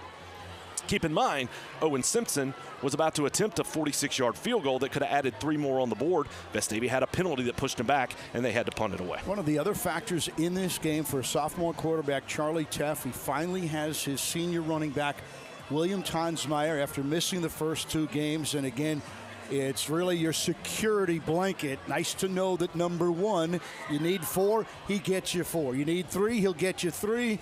And keeps possession, and that was something that was so needed, so necessary in the first 2 games against power opponents. He's done a great job of really controlling. Having that extra weapon back there has been so important, and so that's been a huge lift for the Rebels to have that on the field. Making sure that, go ahead. Tonight was the first night for the Vestavia Hills Rebel Zone, a premier tailgate experience that we're debuting here at Thompson-Reynolds Stadium. Had a good crowd down near the scoreboard in the end zone tonight out on the track. And we want to thank those sponsors of tonight's Vestavia Hills Rebel Zone. The tent sponsor, Richter Landscape Company. And then Sykes Weaver General Contractors, John Richter, Rusty Weaver, 2 great supporters of Vestavia Hills Athletics. And then the food sponsors, Troops Pizza in Cahaba Heights, Crumble Cookies on Highway 31 in Vestavia. Thank you to those sponsors, Richter Landscape, Sykes Weaver, Troops Pizza, Crumble Cookies, for sponsoring the Rebel Zone tailgate area. And if you're interested in learning more about the Rebel Zone, you can check the Vestavia Athletics website, the Facebook page, and you can learn how you can get involved, buy tickets, and have a nice meal before the game in that area. You know, I try to take advantage of our sponsorship here, and I shouted out on my Twitter world to Crumble Cookies. I said, hey, Crumble Cookies, if you're watching, chocolate chip up to the radio booth there, TV booth, and apparently I've been shut down. But we thank all of our sponsors, and also make sure you continue to watch. Tell your friend, tell your family member to go to YouTube and watch us on the One Rebel Athletics Network. And there that is over there. Chad, tell me more about that. These are the ways you can watch. Every week in the regular season, we'll be on the One Rebel Athletics YouTube page. You can access that, obviously, on the internet, or you can go to the One Rebel Athletics app to find that broadcast. Or if you're a subscriber to the NFHS Network, we will be live there every single week and into the playoffs. You know, Kurt, we've been talking all season about this schedule and about how difficult it is for Vestavia when you start out. Carver-Montgomery, loss in week 1. Auburn, loss in week 2. Both of those games on the road. I've had a lot of people ask me, hey, what's the deal with this team? And I've told them all, wait until you get to week 3. Let's see what it looks like in week 3, because in my opinion, Carver has 17 Division I recruits. That was a terrible matchup for Vestavia in week 1 from just a personnel standpoint and how you matched up. And Vestavia had several guys out, including Tonsmeyer that we've talked about. Week 2, you go to Auburn. Auburn everybody talks about Central Phoenix City. Everybody talks about Thompson. Auburn is right there with them. It'll be interesting to see how this season plays out. But in my opinion, and that of many others, they are one of the premier teams in the state of Alabama this year. So now you get to the meet where the region play starts. Number 6, Hewitt-Trussville. Number 9, Hillcrest out of Tuscaloosa, who's playing Hoover tonight. Thompson on September 20th will come in. They're ranked number 2. They lost to Grayson, Georgia to start the season.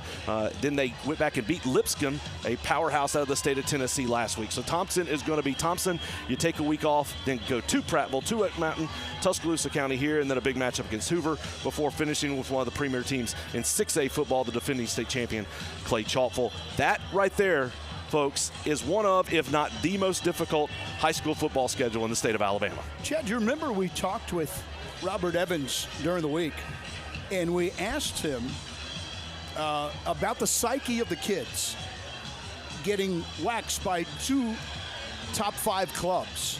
He had a really interesting answer. You know, he just try to keep things positive. Try to protect the kids. Don't get down. We're not all healthy. We're not running on all of our cylinders. We got our star running back tonight. But the psyche of the kids who lost to both Carver and Auburn, 2 teams that are going to be in the playoffs and going to make a lot of noise going far in the playoffs. So when you look at what Robert told us on Tuesday, he talked about the psyche of the kids, and he said, I'm staying positive with these guys. And he's done a great job of that. You could see the confidence when these kids came out tonight. They felt good. Again, guys that haven't really practiced all week because they've been hurt, and they show up tonight ready to play and making big plays. That's Watson, that's Hannah, that's Bruno, guys coming out. The other thing Coach talked to us about is when you talk about controlling the tempo, it's how many plays does Vestavia run. He said we need to be in the 60s, maybe the 70s, whereas typically we'd be running 80-plus plays a game. So far tonight, Vestavia's run 35 plays. You multiply that times 2, that's 70. You're right there on pace where you want to be. The other thing is, let's keep Hewitt off the field, not allow them to run as many plays. Hewitt has only run 20 offensive plays tonight. 12 rushes, 8 passes, and they've been very ineffective in the passing game. And so everything that he talked about this week, the confidence, making these kids believe that they can do this, controlling the tempo, running the number of plays he wanted to, it's all come to fruition in this first half. Now, the challenge is Hewitt just went in. They're going to make some adjustments. Yeah, you got to do it again, don't you? And you have to do it again for 24 more minutes. When we talked to Robert during the week, Coach Robert Evans, his defense more than the offense is so banged up. And he said, I said, who's playing where? Who's starting where? What is your depth? He said, I'm going to find the 11 healthiest players. I'm going to play them as long as possible. And he got a warrior like Grayson Bruno, as you mentioned, rarely practices, and then he's made a couple of real big plays already defensively tonight. The best guys out there, the best athletes, even guys playing in different positions tonight. I don't care if they're out of position. I just need my best 11 athletes out there, the best guys that are healthy and ready to go, and they have showed up big time so far tonight. It's been very impressive. And you also mentioned that Vestavia Hills will get the football to open up this third quarter. And we're very close to what's a big second half for the Vestavia Rebels. We'll be right back after this for the kickoff of the second.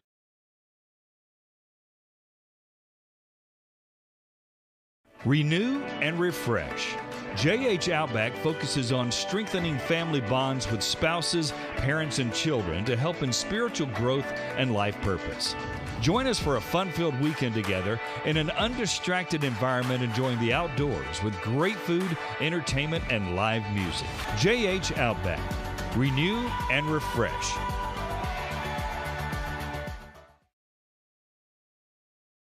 A game without a crowd is just a scrimmage. A performance without an audience is just a rehearsal. Without your presence, high school sports and the performing arts aren't possible. Ensure that these essential extracurricular activities continue to enrich the lives of students in Alabama. Purchase a ticket to your local high school's game or performance. This message presented by the AHSAA.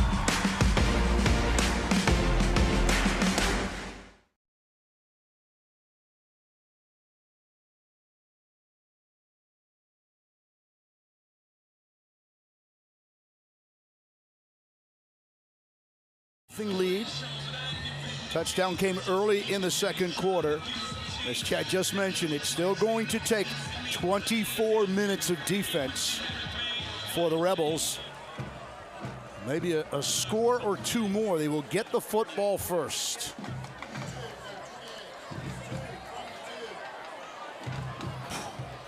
Ball already on the ground, and Hewitt says they've got it.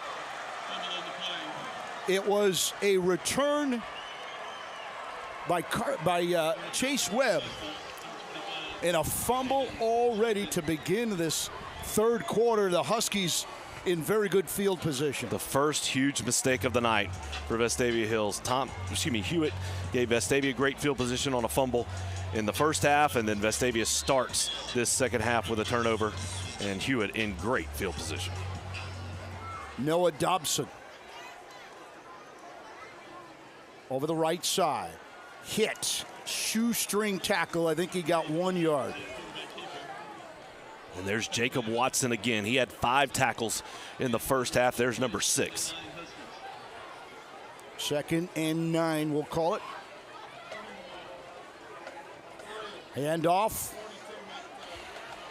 Now trying to get to the outside and drag down from behind. Hannah.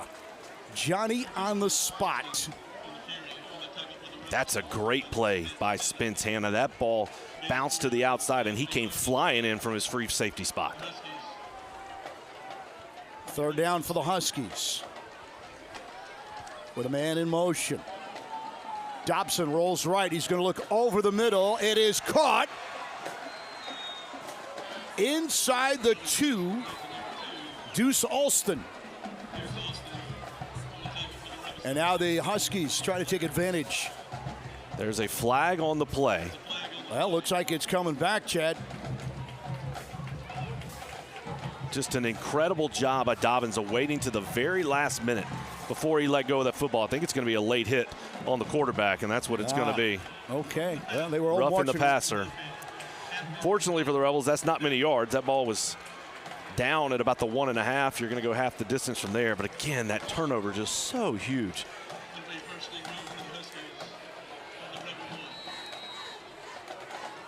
Handoff, Alston. I don't see a signal. I don't think he got in. Deuce Alston stopped. Awesome stop there by the Vestavia defense. Daniel Richardson in on that tackle.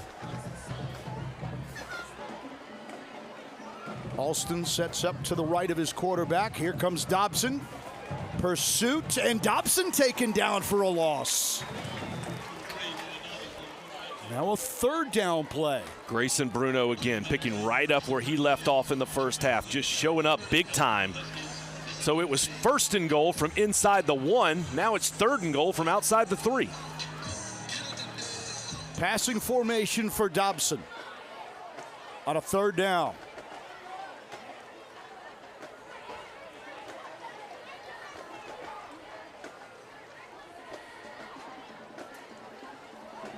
Handoff instead. Short of the goal line, which brings up a 4th and an interesting decision for the 7A Coach of the Year last season, Josh Floyd. Cross Tonsmeyer, William Plaisance. Owen Robinson comes into the ball game. Parker Floyd comes into the ball game. He will likely be at quarterback at a Wildcat.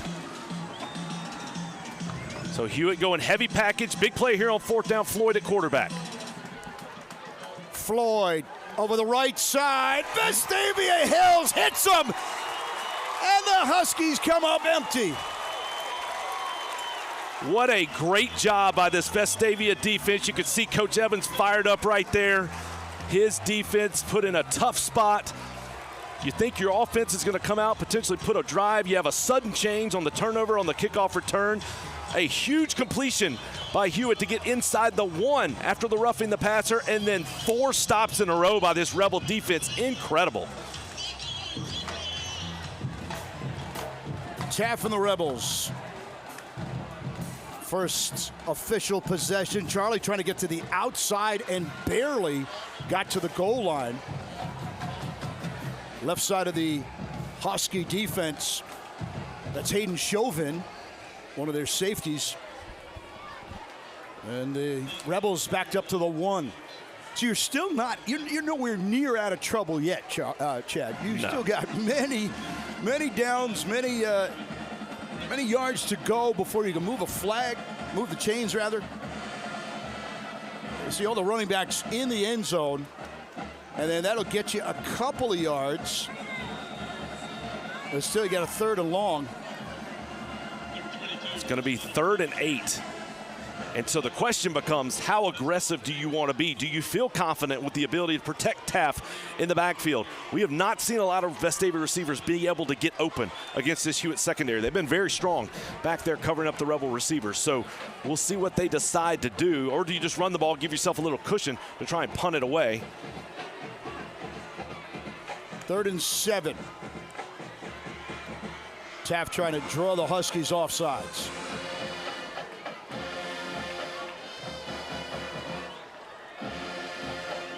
Handoff far side, short of a 1st down, Littleton. And I think you're going to see a lot of that going forward. He's about 2 yards short of the 1st down, so that'll put Vestavia punting the ball away. But Littleton's getting 4, 5 yards every single carry, doing a really fine job. And Owen Simpson, he's been outstanding tonight. We'll see what he can do here. He'll be standing in his own end zone as he goes to punt it away. Will Phillips is back to receive. He returned a kick for a touchdown last year. He fumbles and goes right down on the fumble, and a flag as well. Be interested to see what this call is. Came from the near side. That ball side. hit the ground, so I don't think you're going to have kick-catch interference.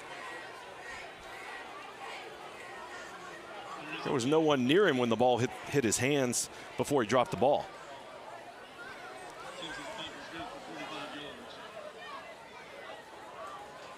Which way will they go?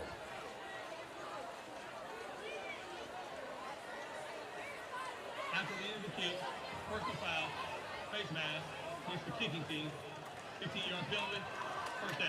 There you go. You heard that, Chad. That must have been on someone blocking somewhere, because it certainly wasn't where the ball was. But again, another really bad penalty against the Rebels. That's what's the type of thing that's really hurt them. That's penalty number 9 on the night. 90 yards of penalty yardage against Vestavia. And that means the Huskies have almost had a free field just on penalties. And we're just not even halfway through the 3rd quarter.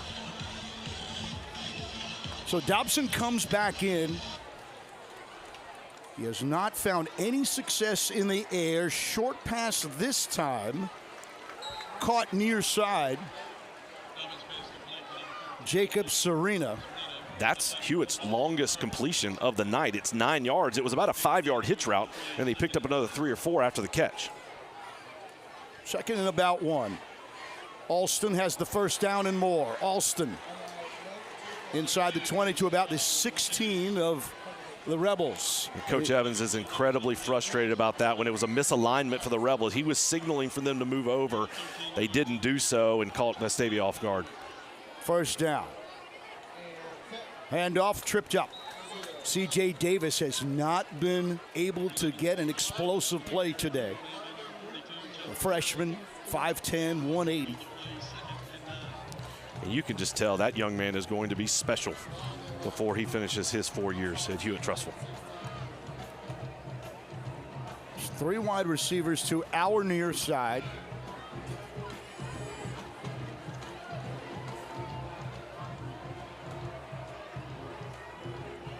Dobson the handoff instead to Alston, and he stood up, and that will be a 3rd and fairly long for the Huskies. Spence Hanna in there once again. Timeout on the field. We'll take one here as well. Rebels 7, Huskies nothing. Chad and I will be back as you're watching tonight's broadcast on the Rebel Nation Sports Network.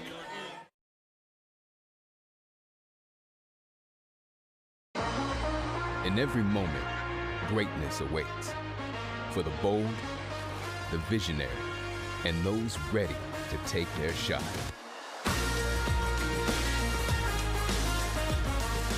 Here, we don't chase success, we define it.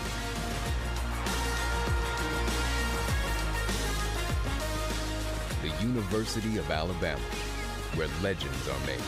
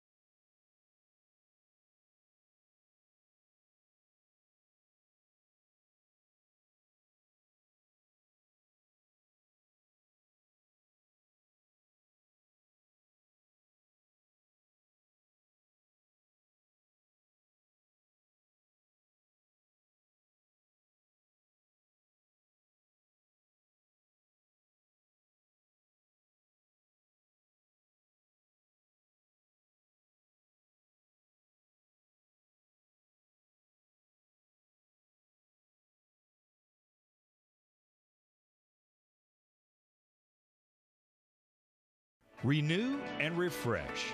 JH Outback focuses on strengthening family bonds with spouses, parents, and children to help in spiritual growth and life purpose.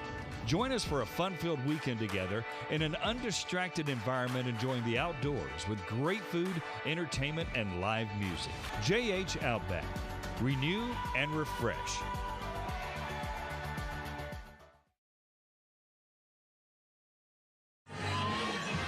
So the Huskies will kick off. They score their first points on a field goal by Argo. And given where things were, where you start that half with the fumble, a back and forth, Vestavia gets a few yards, punts it back. Only giving up 3 out of that situation is really not too bad for the Rebels. So not ideal, but you'll take it. No, it's a win for the Rebels, undoubtedly. A fumble there, then picked up by Mann. Mann over the 20. Mann to about the 30, where he is driven back.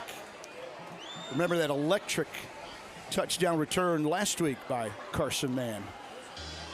We've had the great opportunity tonight to bring you the stats, to be able to tell you about the penalty yards and the rushing yards and the total offense. And that's because of our guys, Stephen Gill, Roger Jackson, who are here with us every week. They were out of town last week, not able to make it, and it makes such a huge difference when we have those stats available as part of this broadcast. So thank you to Stephen and to Roger. Correction, out of country, not out of town, way out of town. Like 8 hours or 9 hours ahead as Tonsmeyer. Get you about 4 on that first carry. And that's a great start for this drive for Vestavia. Put those runs together. A, you're running the clock. You're controlling that tempo. And B, put up 5 on first down. You are in a very good spot. And you can continue to run the football. You aren't forced to put the ball in the air. Vestavia has only thrown the ball 4 times tonight. Less than 5 minutes already, Chad, in this third quarter to go. And controlling that tempo and the clock was a goal. Taff read the defense and then comes up on the left side about 1.5 yards, 2 yards short for a 3rd and short. And now let's see if Littleton comes back in and gets it on the fullback dive again. I mean, they've done a really good job setting up in the I formation. Tonsmeyer at the tailback, Littleton at the fullback, and just giving it to Littleton, letting it run forward, pick up 2 or 3, 4 yards a pop. Hewitt's had a really tough time defending that play. It's funny, he has the last name of Littleton. He's actually one of your bigger guys. It should be Bruce Biggin. 3rd down and 2. fake, and then instead Tonsmeyer breaks free. Tonsmeyer into Rebel territory for a first down. Great job again by Coach Franklin and his offensive staff. They lined up back in the I. Tonsmeyer at the tailback. Littleton was there in the fullback. Obviously, he's had success with that play, so Hewitt had everyone pinned down, had 5 guys inside the box on the line. Several guys walked down, so what do? They're all clogging up the middle. Let's go toss sweep to the outside, and then you see the speed of William Tonsmeyer just a step away from breaking that one, but a big first down to get into Husky territory. Tonsmeyer came off the field upset. He thought he should have gone to the house. See if the Rebs keep it on the ground, try to use that clock. Taff, but I think he lost it, and then there are multiple flags coming down, probably a face mask. And that's a great first down play again. 8 yards on the carry. It's going to be another 15 on the face mask. His body was going north, but after the face mask, it almost turned him completely around. A dangerous hook. And tip of the hat to this officiating crew. Not just that call, but they've done a really nice job here tonight. There have been some tough calls, but they've done a really good job of calling this game thus far.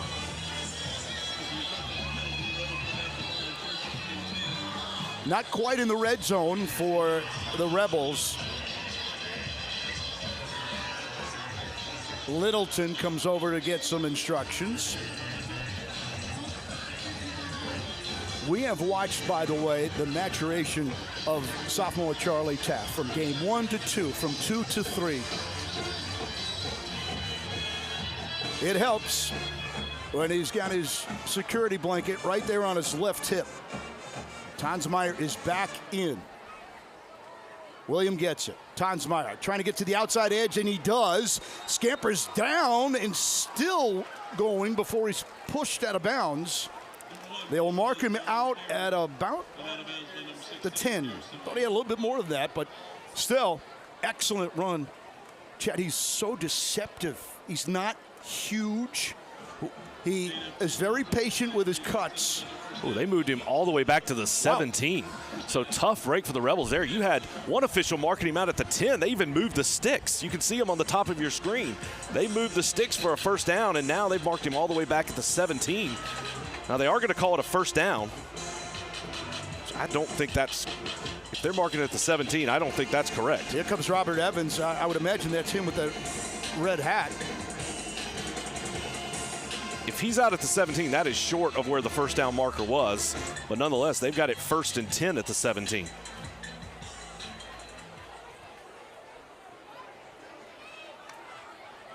Carson Purdy had been the workhorse for the first 2 games. It's Taff. Because of the absence of Tonsmeyer, we have seen a lot of Purdy, but not a lot tonight as Tonsmeyer is back. Taff has kept it on the ground. Taff, 18 carries for 68 yards. Just shy of 4 yards a carry. What an answer, by the way, for the Rebels after the Huskies got 3 points. And that's the 40th rush of the ball game for Vestavia. 2nd and 5. Tonsmeyer makes his cut. He'll drag the Huskies inside the 10. Parker Floyd, the middle linebacker, on the tackle. Tonsmeyer comes out. Purdy back in. Big third down here. The difference between 7 and 3 with the way this game is going is enormous. So we'll see what Coach Josh Franklin dials up on this 3rd down and 2.5. Again, Littleton is in. And Littleton will get the ball. The line trying to push him inside the 10. The official's going to mark it at the 8. Chad's jumping up and down. Yes or no, Chad? He's short. And it's decision time for Coach Evans. 4th and 1. I go. The way that this line is blocked and the way that the Rebels have played defense. See if Tonsmeyer stays on the sidelines. It's a great point. Even if you don't get it, you've pinned Trussville back inside their own 10-yard line. Vestavia's going to go for it. Taff, left side. First down. By half a yard. Incredible job by Taff of following your blockers, diving forward, and he picked up a first down by just a little bit. Been fun watching the 10th grader from game 1 to game 2 to game 3. There is an injured player on the field. And we will take a injury timeout as well. So with the Rebels driving an injury timeout, 7-3, the Rebels over the Huskies here in the third quarter.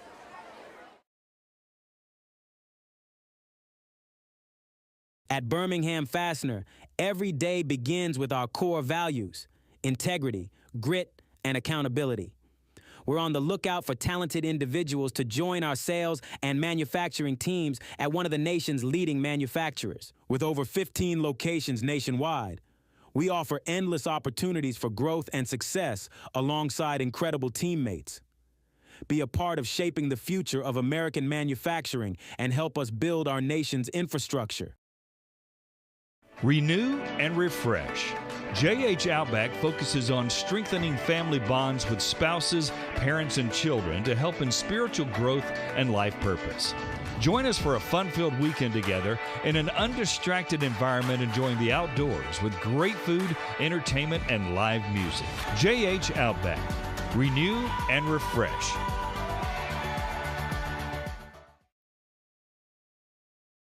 A game without a crowd is just a scrimmage. A performance without an audience is just a rehearsal. Without your presence, high school sports and the performing arts aren't possible. Ensure that these essential extracurricular activities continue to enrich the lives of students in Alabama. Purchase a ticket to your local high school's game or performance. This message presented by the AHSAA.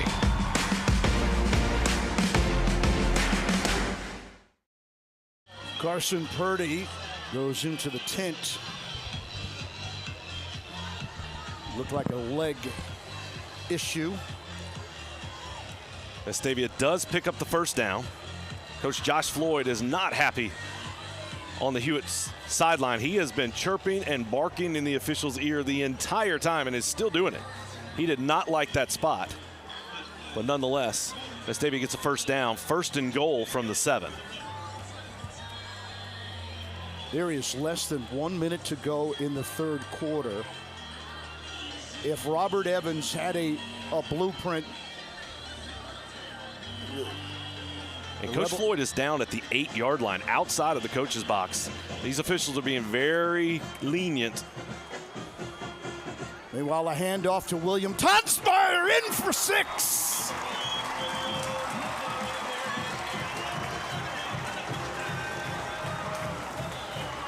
We talked about what a big weapon he was. We talked about what a gaping hole the Rebels had without him here.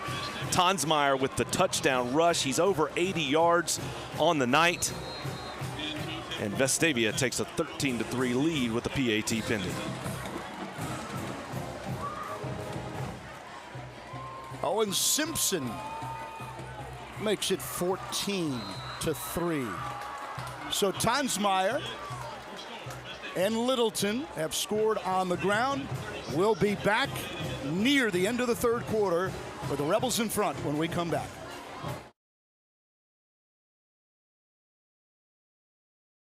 Lifeline's ministry is necessary because God has ultimately called the body of Christ to manifest the gospel to vulnerable children. We see it beginning in the Old Testament in the Pentateuch.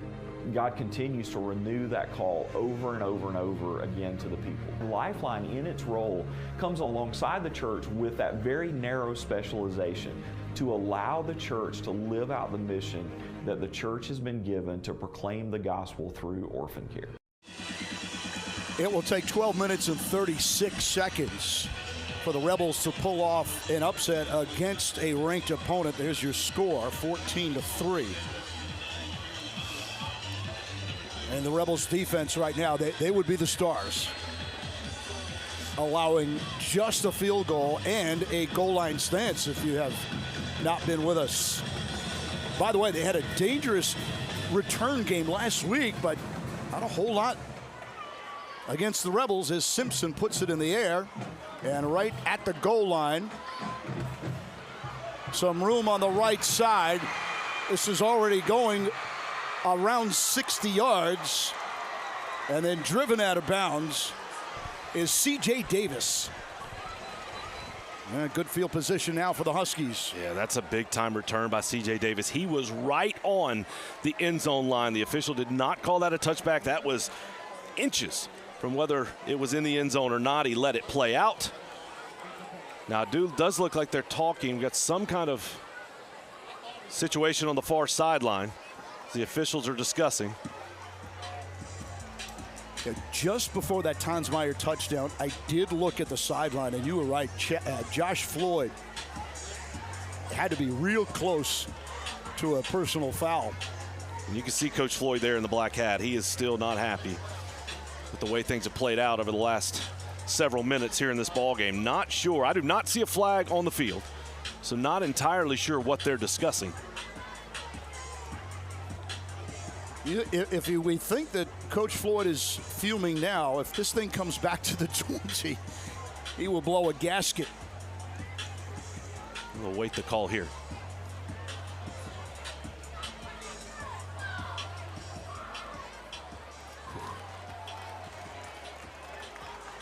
So a personal foul against Hewitt.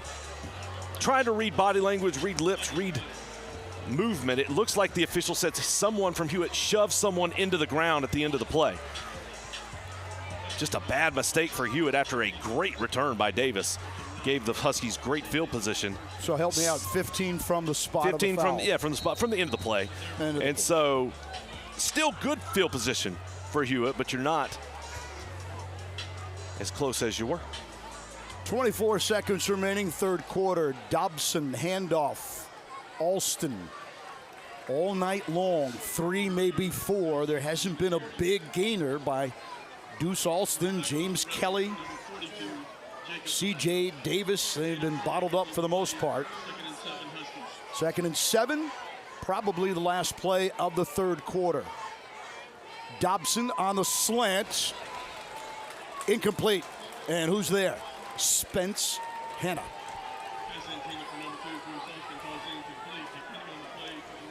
End of the third quarter. Vestavia Hills, the Rebs 14. Hewitt-Trussville, the Huskies 3. Back with the final 12 minutes after this.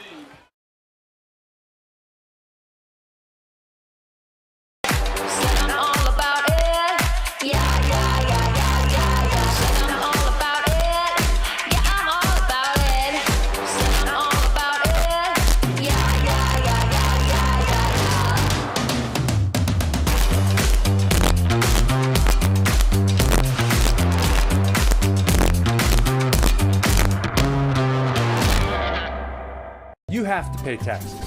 Ugh. It's just part of life.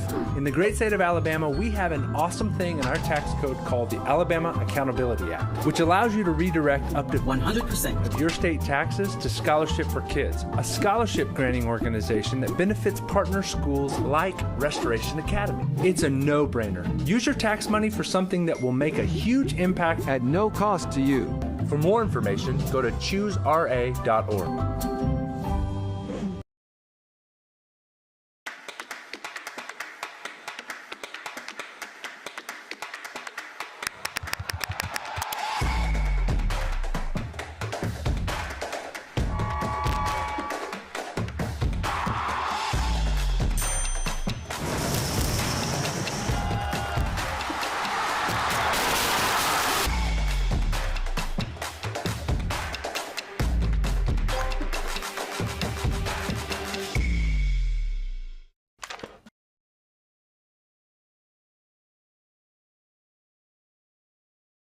Rebels 14-3 over Hewitt-Trussville. This is the first game of Region 3.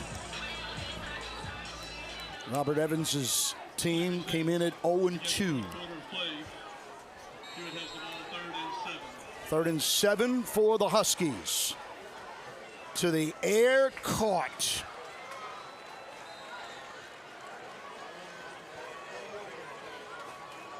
On their first receptions that leads to a first down. That's Dylan Cope with his first reception of the night. Looks like there's a little flip. C.J. Davis. Well, look at the Rebels defense there. That is so good by Spence Hanna. That was a nice play call, well designed by Hewitt. They were able to string it out. They had blockers, and Davis is flying to the outside, and Hanna somehow from his safety position was able to meander through that line of blockers, get to the backside, and catch Davis from behind. It was a no gain on that little flip to Davis. Roll out. Incomplete. Once again intended for C.J. Davis. And Hewitt has struggled through the air. Now 4 of 12 on the night throwing the football. 3rd and 9, passing down, but they just have not been able to move the chains in the air. And given how this is going and where the ball is, this is probably 4-down territory as well. Especially with how Vestavia's been able to control the ball and keep it away from Hewitt. Vestavia's had the ball for almost 25 minutes. Hewitt only 10. Alston is the running back. Dobson's got some room near the first down, and he's got the first down and gets out of bounds. Nice play, Noah Dobson, the senior. Just enough for the first down. Good recognition to understand blitz was coming, had 2 guys coming from his backside, had to flush to get out of the pocket, and a lot of green grass. He picks up the first down.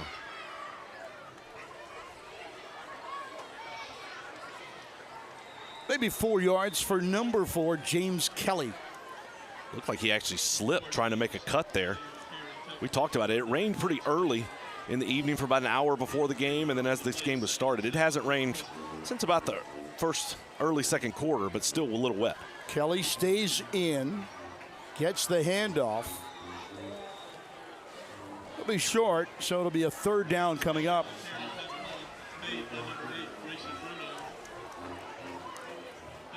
They're trying tempo. The Huskies, they're trying to tire out the Huskies. Dobson. This will be close. He's going to be short. Hewitt's going to go for it, but just another great stop by this Vestavia defense to force the 4th down. And now very quickly, Hewitt getting back to the line, ready to go for it on 4th down. Dobson and a whistle before Dobson gets the handoff from the hike. So Coach Evans calls a timeout for Vestavia. To say the least, this is a huge play. If Vestavia comes up with a stop, they get the ball back up 11. 10 minutes left here in this 4th quarter. You feel pretty good about where you are. For Hewitt, you're in a position where you have to get points on this drive.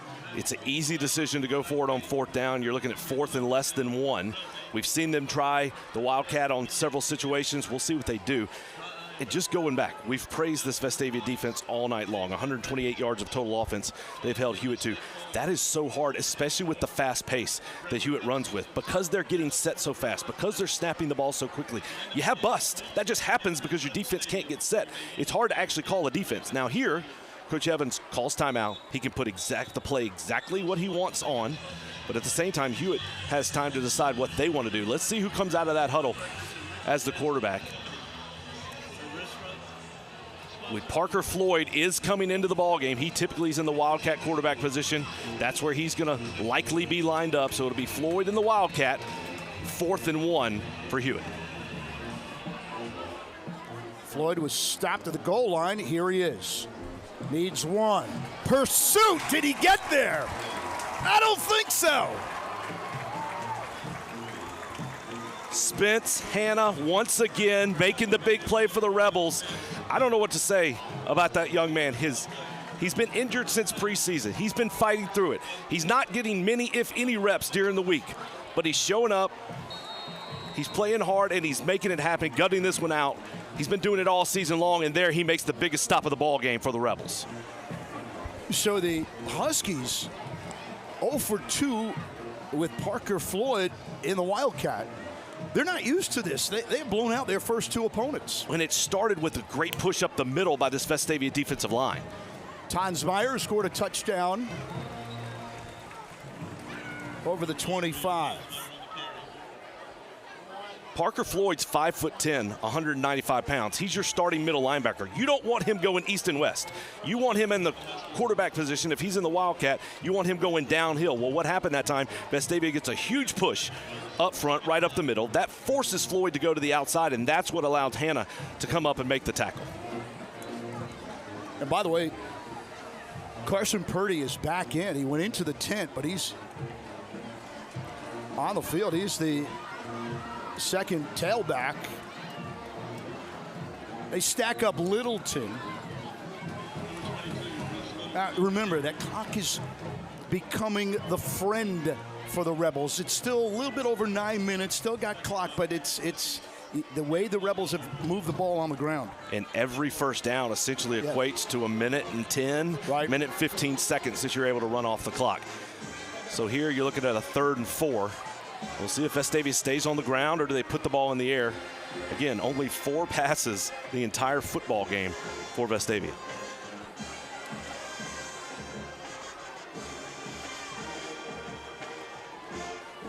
Tailback Tonsmeyer makes his cut. They get to the 27, which will set up a 4th down. And for Vestavia, you're happy to let that clock run. Play clock's at 30. You're going to run another 25 seconds off that clock before you punt it away.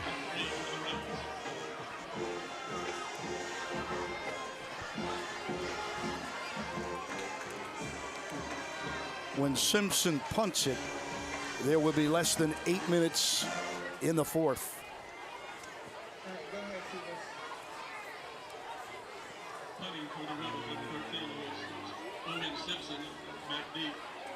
Once again, Will Phillips here to receive the punt. Ran a touchdown back, calls for a fair catch last week. He had a highlight 88-yard touchdown last week against Gadsden City. Ball was over his head. He had to pick it up, retrieve it, and then dashed in for an 88-yard touchdown. Another nice punt by Owen Simpson. That ball was snapped with 1 second left on the play clock. The official took a very long time to sub the ball out and stood over the ball for a while. Vestavia subbed a little bit later than they probably would have wanted to. But they ran off a couple of minutes off the clock. 7 minutes, 38 seconds left in the 4th quarter, and Hewitt takes back over on their own 29. 1st and 10 for the Huskies with a man in motion.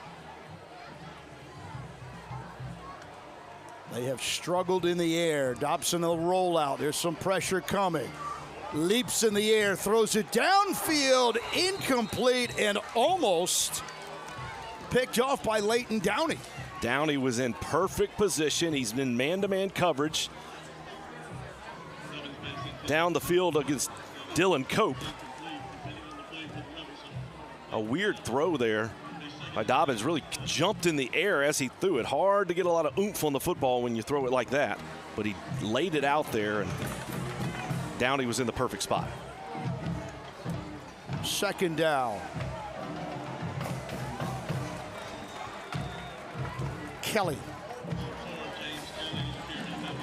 Jacob Watson with another tackle for the Rebels. 3rd and 5 for the Huskies. 5 wide receivers. Here is the pass intended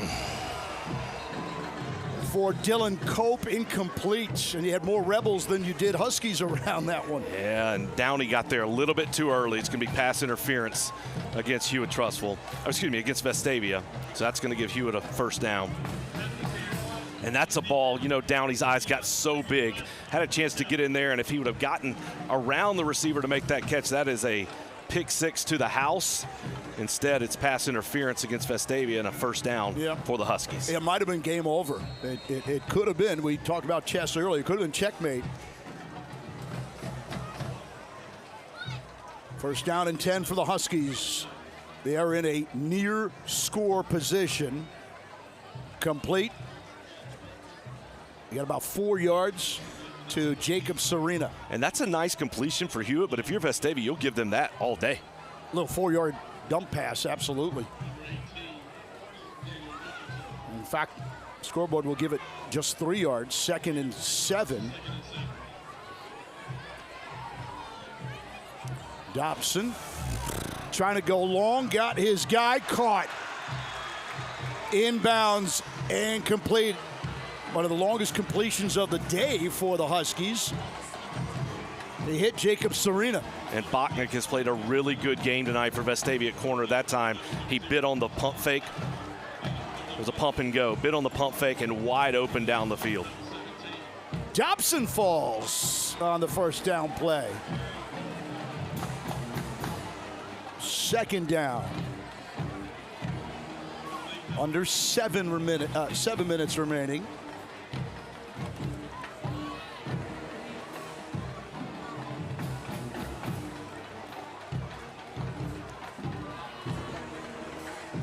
Rebels still look very fresh on defense. Delayed handoff. Deuce Alston still just unable to break free. That was read perfectly by Grayson Bruner. Counterplay there, comes back to him. He didn't bite. He stayed right in perfect position and just made his 11th tackle of the night. This is a 3rd and 7. Dobson flushed out, throws, incomplete. I don't see a flag. Should be 4th down. Great pressure by Josh Arundel in the backfield to force the pressure and get rid of the football, and another 4th down here for Hewitt.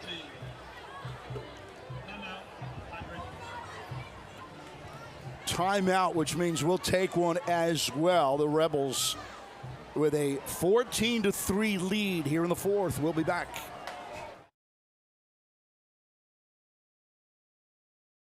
At Birmingham Fastener, every day begins with our core values: integrity, grit, and accountability. We're on the lookout for talented individuals to join our sales and manufacturing teams at one of the nation's leading manufacturers. With over 15 locations nationwide, we offer endless opportunities for growth and success alongside incredible teammates. Be a part of shaping the future of American manufacturing and help us build our nation's infrastructure. Josh Floyd and the Huskies.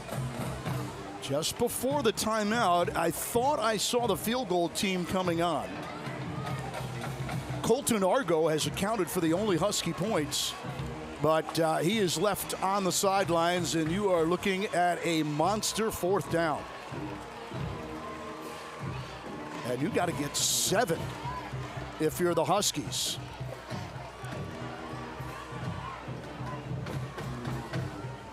See if the Rebels put some pressure on Dobson. Dobson looks over his shoulder. Here we go. Dobson over the middle. He's got his man. Touchdown, Huskies. A beautiful 4th down play call. And Vestavia looked confused there defensively. You had the timeout. You had time to get ready, but we're moving around, running around, not in the right spot.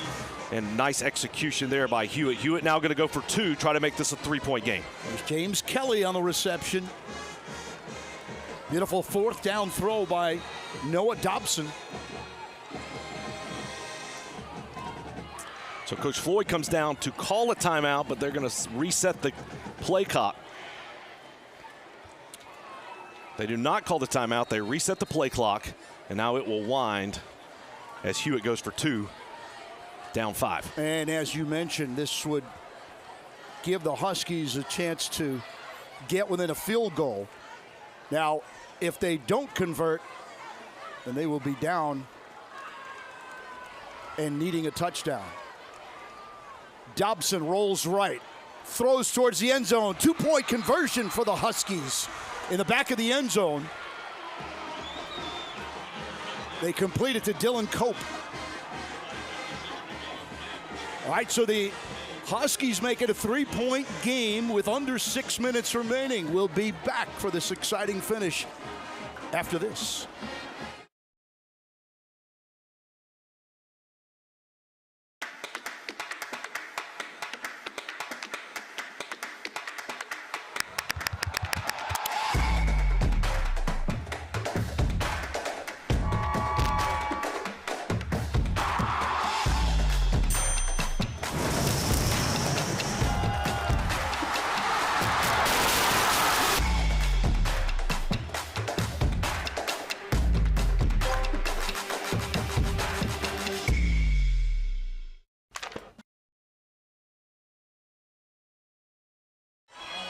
We're back live. 3-point game. 14-11. And this Vestavia defense has been phenomenal all night long, but on back-to-back plays, on the touchdown catch and then on the 2-point conversion, just had some breakdowns in the secondary for the Rebels. Hewitt's able to convert, take advantage of that, and they've cut the lead to 3. Under 6 remaining. Time is right. We're in the 4th quarter, but if you're watching this on YouTube, the score is 14-11. And the Rebels will go 1st and 10 at their 20. And now it's decision time for the offensive staff. They've done a really nice job running the football. 47 carries, 198 yards. They've been able to control the ball. But Hewitt's offense is starting to crank as well. You want to continue to run. You'd love it if you could put back-to-back first downs together on the ground and put this game away. But do you take that opportunity to put the ball in the air? Rebels show pass, but Taff will wind up with very good yardage on that first down play. On the quarterback keeper, he had no protection, empty backfield, and Charlie able to get you 5 on first down. That's a great start. It's a little more difficult to run. Clearly, Hewitt's expecting the run at this point. They are gearing up. They are walking guys down into the box. That time, Vestavia did a nice job going empty backfield, spreading the receivers out, and then running the ball, which gives you a little more room. Speaking of spreading the receivers out, that's William Tonsmeyer, who will line up on the far side. Here comes some pressure. Taff taken down at the 25. Good pursuit by the Huskies, which will set up a 3rd down. And that time, Hewitt brought pressure from the secondary. Denarius Crawford came on the blitz from his strong safety position, and he was able to catch Taff from the backside. Again, will Vestavia put the ball in the air? 3rd and 5.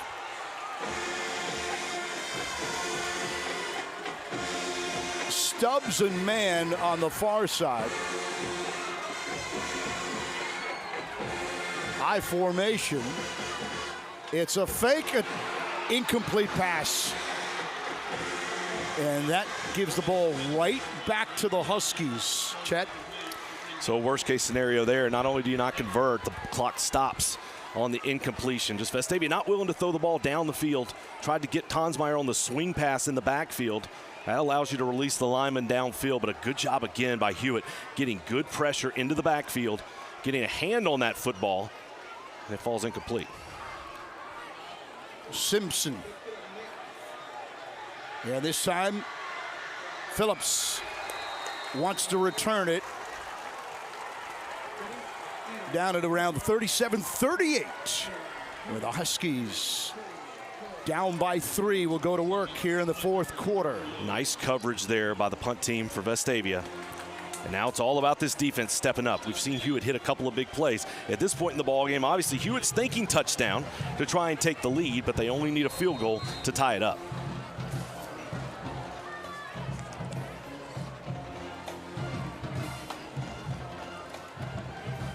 Momentum swinging in the way of the Huskies. Dobson calls his own number. And he stood up at the 41-yard line. So Hewitt starts off running the football with the quarterback. And what Hewitt's thinking is, not only do I want those points, but I want to milk this clock. I want that clock to run all the way down, so that Vestavia doesn't get the football back. 2nd and 7. Swing pass, incomplete. Intended for James Kelly. Dobson pulled the trigger too quickly. They've just not been able to complete those swing passes. I think they've thrown 7 or 8 and maybe have had 1 completion. When there's opportunities for yardage out there, just haven't been able to make that connection. 3rd down coming up for the Huskies. Dobson looks at his sidelines. Whistle. Timeout. More confusion for Vestavia, so Coach Evans uses the timeout. That's Vestavia's 2nd timeout of the half. They've got 1 more. But look, you can't take them with you, and that was an important time. You can't afford to make a mistake here. We saw the confusion in the secondary, a mistake on the touchdown catch just a little bit earlier. That time it looked like there was confusion as far as alignment with respect to the defensive line, where guys were going. Coach Evans calls the timeout, talks it over with his defense, and send them back out on a huge play with 3 minutes and 48 seconds left in this ballgame. For the first 3.5 quarters, Noah Dobson had no answer in the air. But he has caught fire here recently. His numbers are looking better. And now for Vestavia, it's one play at a time. Come up with a stop on 3rd down and see if you can do it again on 4th. Crowd getting up on their feet here at Thompson-Reynolds Stadium.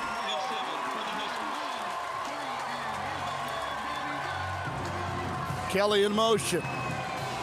Incomplete. 4th down. What do, Coach Floyd? Do you give it back to the Rebels with 3:37 and rely on your defense? Hewitt still has 2 timeouts. I think he's going to go for it, though. You don't know that you'll get it back. Coach Floyd didn't like that call either. He tried to go with the slip screen. He wanted pass interference. That was just really good defense by the Rebels. And here's your ball game right here. This could be checkmate. And now Coach Floyd has called a timeout, which means I think you have to go for it now. You only have 1 timeout left. Rebels with 3:45 remaining, trying to upset a ranked team, and how starting about that region play. And how about that Class 7A Region 3? It's the best football in the state of Alabama, and this is the kind of matchups that you expect every single week. It's a heavyweight fight. It's 2 outstanding teams, again, that came in on very different sides of the spectrum. Hewitt 2-0 after playing 2 inferior opponents, but beating them up exactly like you would expect them to. Vestavia 0-2 after playing 2 outstanding top 10 opponents. But you get better when you play good opponents, and you've seen that tonight. Vestavia's done what they've wanted to do. They've controlled the tempo, and now this defense that's held Hewitt to under 200 yards of total offense has a chance to come up with the biggest stop of the game on 4th down. Big play guys for the Rebels include Bruno, number 8, Hannah, number 1. 4th down, they must convert. Could be checkmate. Dobson avoids, throws, incomplete! Off the hands of the intended receiver. And Coach Floyd again there on the sideline wanted pass interference. Looked like Spence Hanna once again was over there on the coverage. Just a phenomenal job. Bachnick as well in the secondary. And the Vestavia defense comes up big again. I believe that is 0 for 4 on 4th down tonight for Hewitt-Trussville. It's fitting because the defense deserves the win. Defense has been spectacular tonight. Maybe one breakdown in all of 48 minutes. The touchdown on the 4th down play. Otherwise, they have been superior. Taff to Tonsmeyer. Inside the 40 as the Rebels try to get to the finish line. And how big has it been having William Tonsmeyer back in this football game? That safety blanket, the dynamic weapon for the Rebels. Tonsmeyer, 16 carries for 90 yards. Vestavia tonight, 50 carries, 206 yards. And if you go over 200 yards, you know you've gotten good play from your offensive line. Left tackle Copeland Stiles, left guard J.D. Livingston, center Caleb Boylan, right guard Landon Page, and right tackle Pearson Tucker. Taff. Oh, there's a big shoulder. And Vestavia just got a huge break right there. Taff, the one thing you cannot do is go out of bounds. The clock, you have to stay in bounds.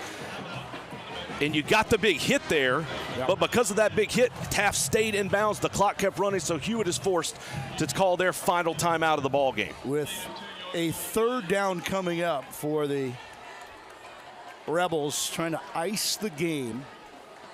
It'll be 3rd and 5 from the 36.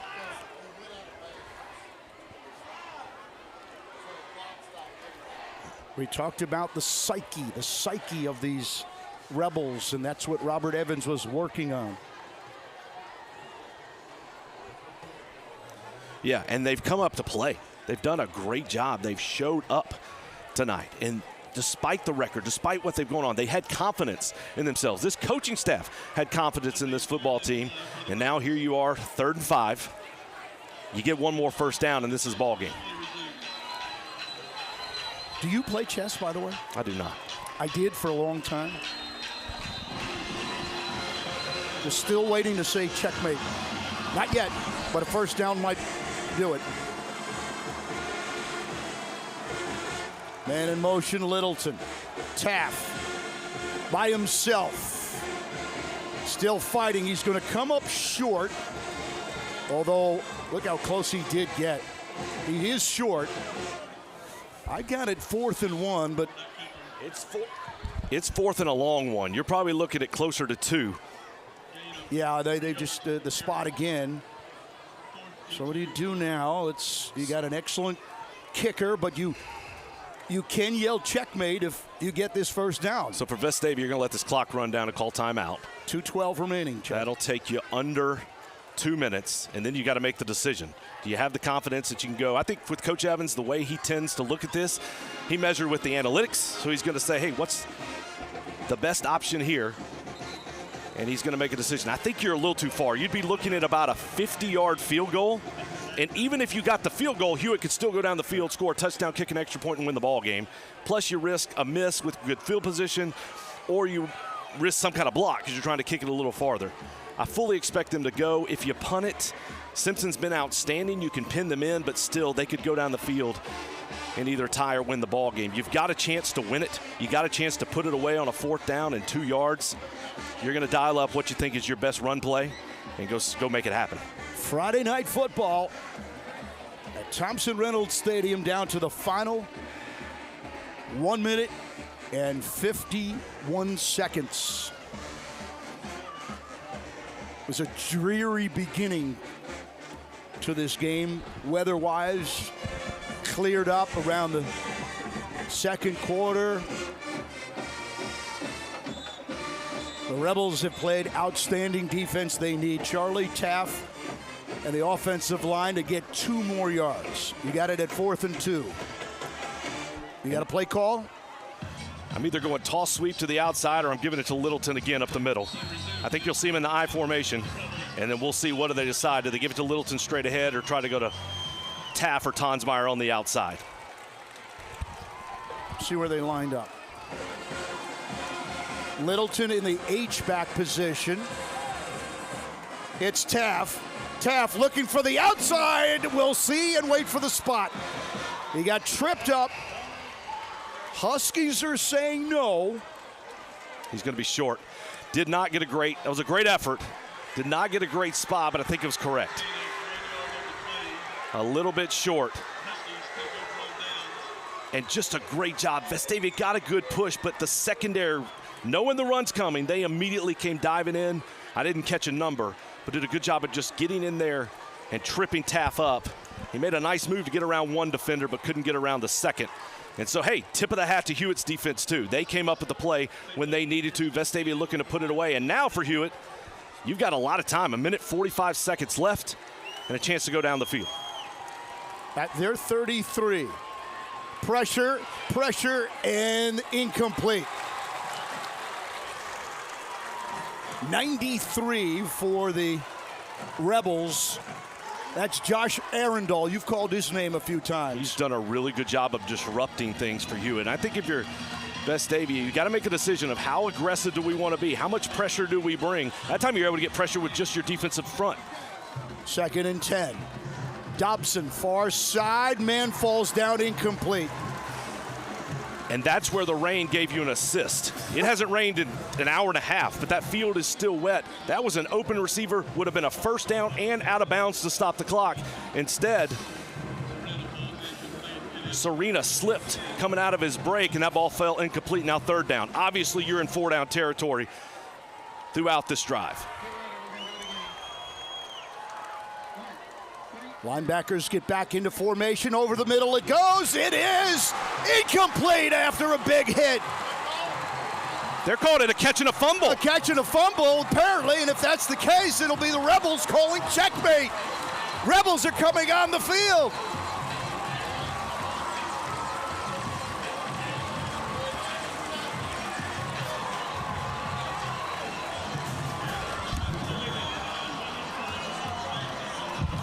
That looked like an incomplete pass to me. Incredible hit in the secondary by Vestavia. The ball goes flying. I mean, a perfect play call, perfect throw. Great catch by Davis over the middle, and he got lit up in the secondary. Ball comes free. If you had instant replay, you'd go to it and try to figure it out. The officials are talking about the 30-yard line, but they have called this a catch and a fumble. They're now talking it over, and unfortunately in high school football, you don't have the benefit. You don't have the benefit of instant replay. Here comes the official with the call. They're going to say incomplete pass, 4th down. That is a tough break for Vestavia. But it's the right call, Chad. It's the right call. We saw it from up here. It's the right call. There's nobody in this press box that saw that.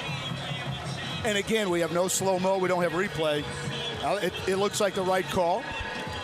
A 4th down for the Huskies. And Coach Evans out on the field. He needs to get off the field before he gets some kind of penalty. Nice job again by the officials. Obviously, a big moment in this ball game. A lot of confusion. No flag. And so for Vestavia, you have to get another call. Huge play. You thought you've won the game, but now Hewitt has the ball back. And you have to get ready for one more play, 4th down. Chad, you got to help me out. You're better at this than me. Do you bring pressure here on 4th down? They're going to drop several guys back. They're going to rush 4. That answers that question. Make Dobson make a play. You've got man-to-man coverage for Vestavia with 2 safeties back deep about 15 yards.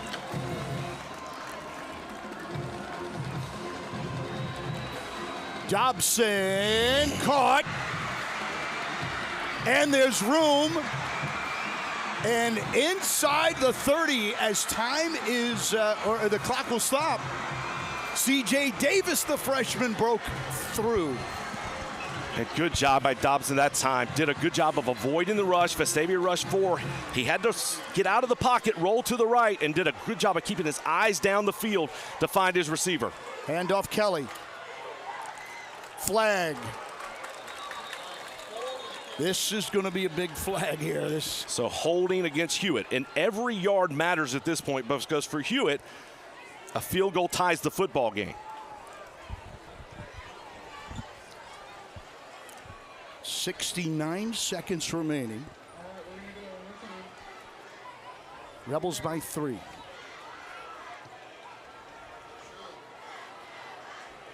So it's going to be holding against Hewitt. You're going to mark off 10 yards, going to take it back to the 39-yard line.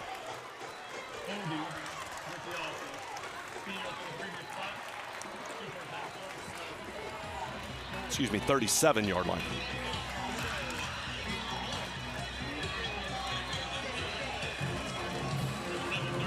Dobson. Dobson to the outside. Taken out late, and here comes a flag by Vestavia Hills. So 2 things there. Number 1, good job by Hewitt. They caught Vestavia. They're obviously expecting a pass. They go with the quarterback draw, and a ton of room for Dobson to run the ball. Gets all the way inside the 20, and then a late hit out of bounds. That's going to take Hewitt half the distance to the goal. The Huskies now obviously have a right to think about a touchdown.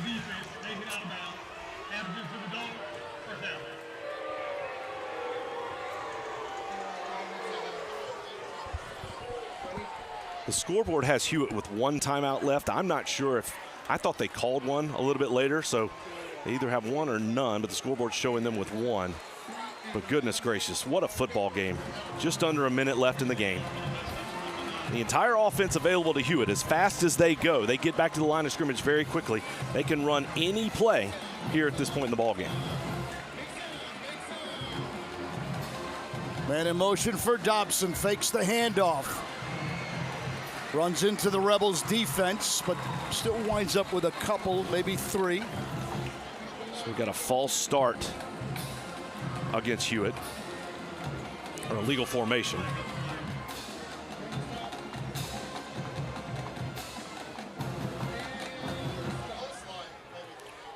So Coach Evans going to have to make a decision. Do you back him up and stay 1st down, or you decline it and go 2nd down?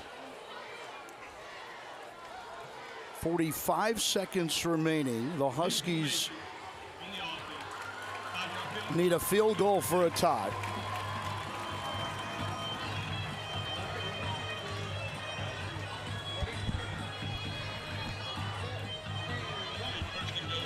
And you want to talk about an even game? Total yards in this ball game, Vestavia 245, Hewitt-Trussville 245. So a big second half for the Huskies.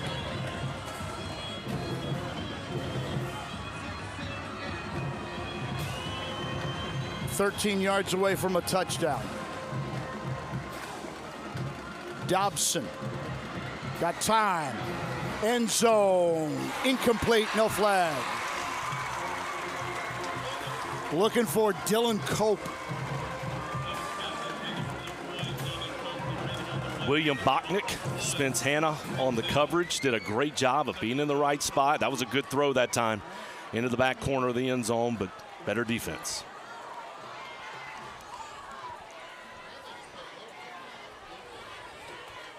Second and 10. Certainly within field goal range.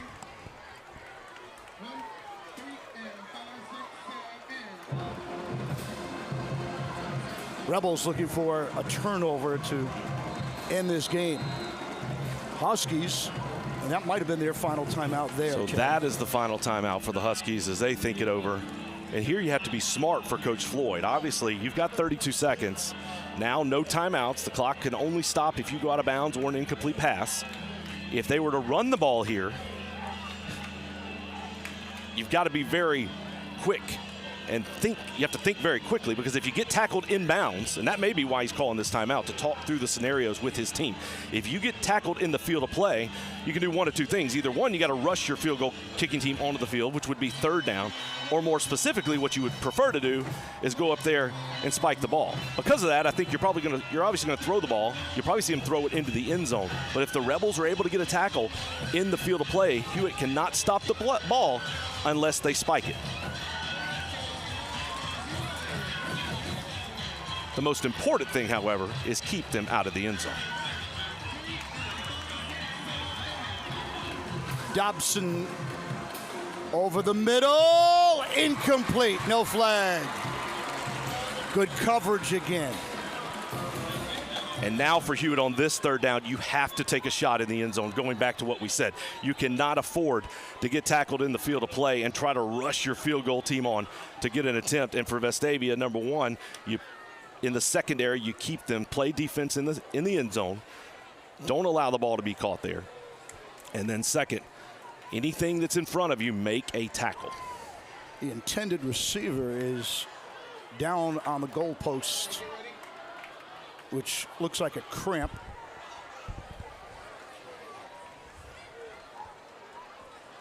Third and 14. 28 seconds left to go.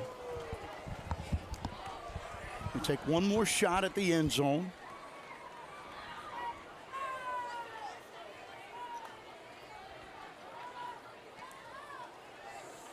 And this has been an incredible high school football game.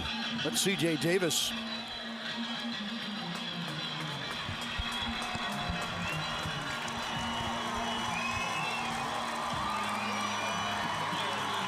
And for Vestavia, do you bring pressure? Do you try to get a sack in the backfield and make this a longer field goal?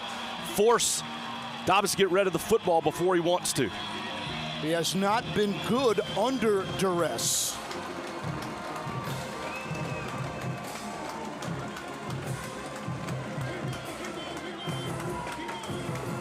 .28 seconds left to go.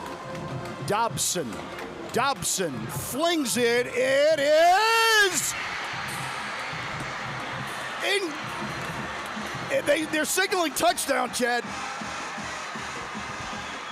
Jacob Serena. Wow. Has caught a touchdown. That's an incredible ball. That was low.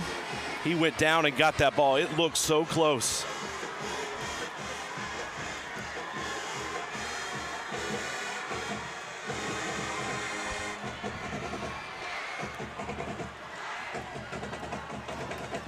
For the point after. And the Huskies with a huge fourth quarter have stunned Thompson-Reynolds Stadium. That's one of those plays you'd love to see the replay. That ball was thrown low in the only place you could put it, and Serena did a great job of going down and getting his hands on that football.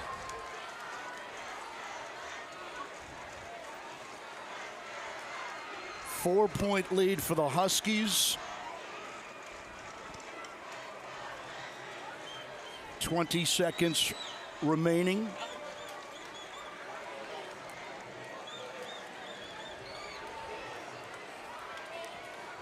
On that touchdown, they went with the sprint out. They've had you talked about the pressure and how he's had a hard time delivering the football under pressure.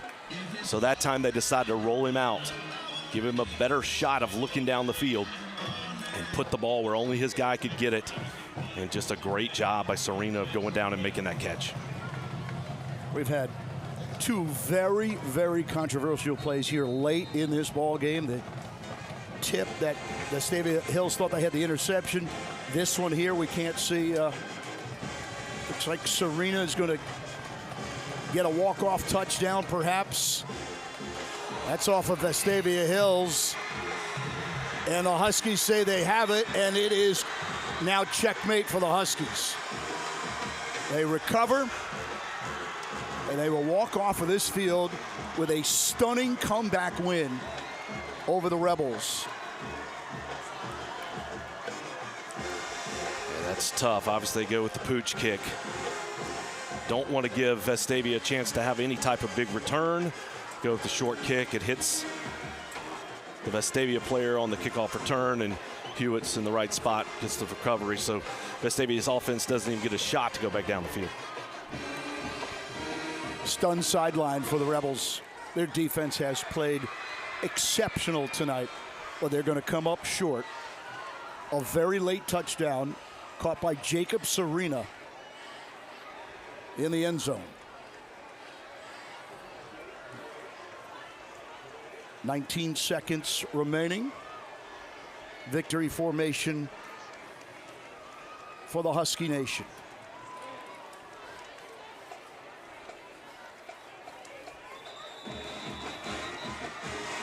And that will do it as the Huskies will celebrate.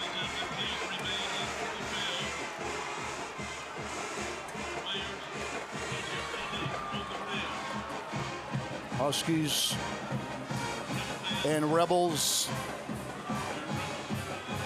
And this game was tempers flaring there at the end. Chad, go ahead, take it. Yeah, this was a physical game. You had some chippiness at times. You had some animated coaches on both sidelines, and it was just a really fun high school football game to watch. It's just a shame that someone had to lose. Well fought, great competition. And for the Rebels, they executed and did what they needed to do to give themselves a chance to win this ball game, but just not able to come up. You had the 4th and 2. Can you convert? Can you pick up those 2 yards to end this ball game? If Vestavia converts, it's over. They only picked up 1. And then Hewitt goes down the field, had the catch across the middle. Originally called a catch and a fumble. Then the call is changed by the officials to what we believe was the right call. It looked more like an incompletion. But then again, that 3rd down play where if you get the stop, Hewitt's going to have a field goal attempt where they could tie the ball game. Instead, Serena goes down, makes the catch, and that's the difference in the ball game. And just a heartbreaking loss for the Rebels after getting beat pretty badly in week 2. First 2 weeks, they still felt like they were a very good football team who could compete, who could win football games in this region, and they gave themselves a chance to do it, just not quite able to finish right at the end. 18-14 the final. The Huskies win. It had been a long 3.5 quarters for their quarterback, Noah Dobson. Just couldn't find a receiver, couldn't make a connection. And when it counted the most, he came through. He did. He made plays. They gave him opportunities, put him in the right spot. On that last play, they rolled him out. And I think for Coach Evans, you're telling your young men, you're there. We're there. Yep. We can compete in this region. We can win these football games. Stay with me. Believe in yourself. This hurts. but we're going to flush it and we're going to get ready for next week. Agree. And now for the Rebels, you know you could play, and you're looking to steal this one. You're looking to steal one later on, rather. Go ahead. Yeah, and you see Coach Evans there. He's bringing them in a little tighter. And that, I guarantee you, that's what he's saying. We can do this. We can do this. That's not fun, but we can do this. Now, this was the first one. Again, they all count, but this was the first region game. So now you fall to 0-1, but there's still 6 more games to go in the region. So you've still got an opportunity to claw back. And again, tonight, this is what the Sports Writers believe is the number 6 ranked team in the state of Alabama in Class 7A, and you're right there. Had an opportunity to win that ball game. So this one hurts. Don't forget it, but we got to flush it, and we've got to get ready for the next week. Because, again, what we saw tonight from this Vestavia Hills football team is there some stuff to improve? Absolutely. But what we saw tonight, that can play, and that can win ball games. And that's the kind of play, let's get better. We executed our game plan. We gave ourselves a chance to win. We just couldn't quite capitalize there at the end. And so, but let's build upon this one and come back next week and get a win. Hewitt-Trussville overall 3-0, 1-0 in the region. Vestavia Hills 0-3, 0-1 in the region. So for Chad Pilcher, John Versiglio, Myra Miles, Robert Evans, and his staff, and all our crew up here in the press box. The final score again, it's Hewitt-Trussville 18, Vestavia Hills 14.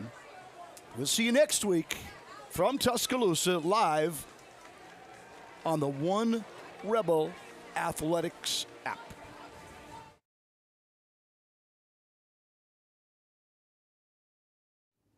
This is Coach Robert Evans at Vestavia High School. I want to personally thank you for tuning in to tonight's game. We appreciate your support, and go Rebels.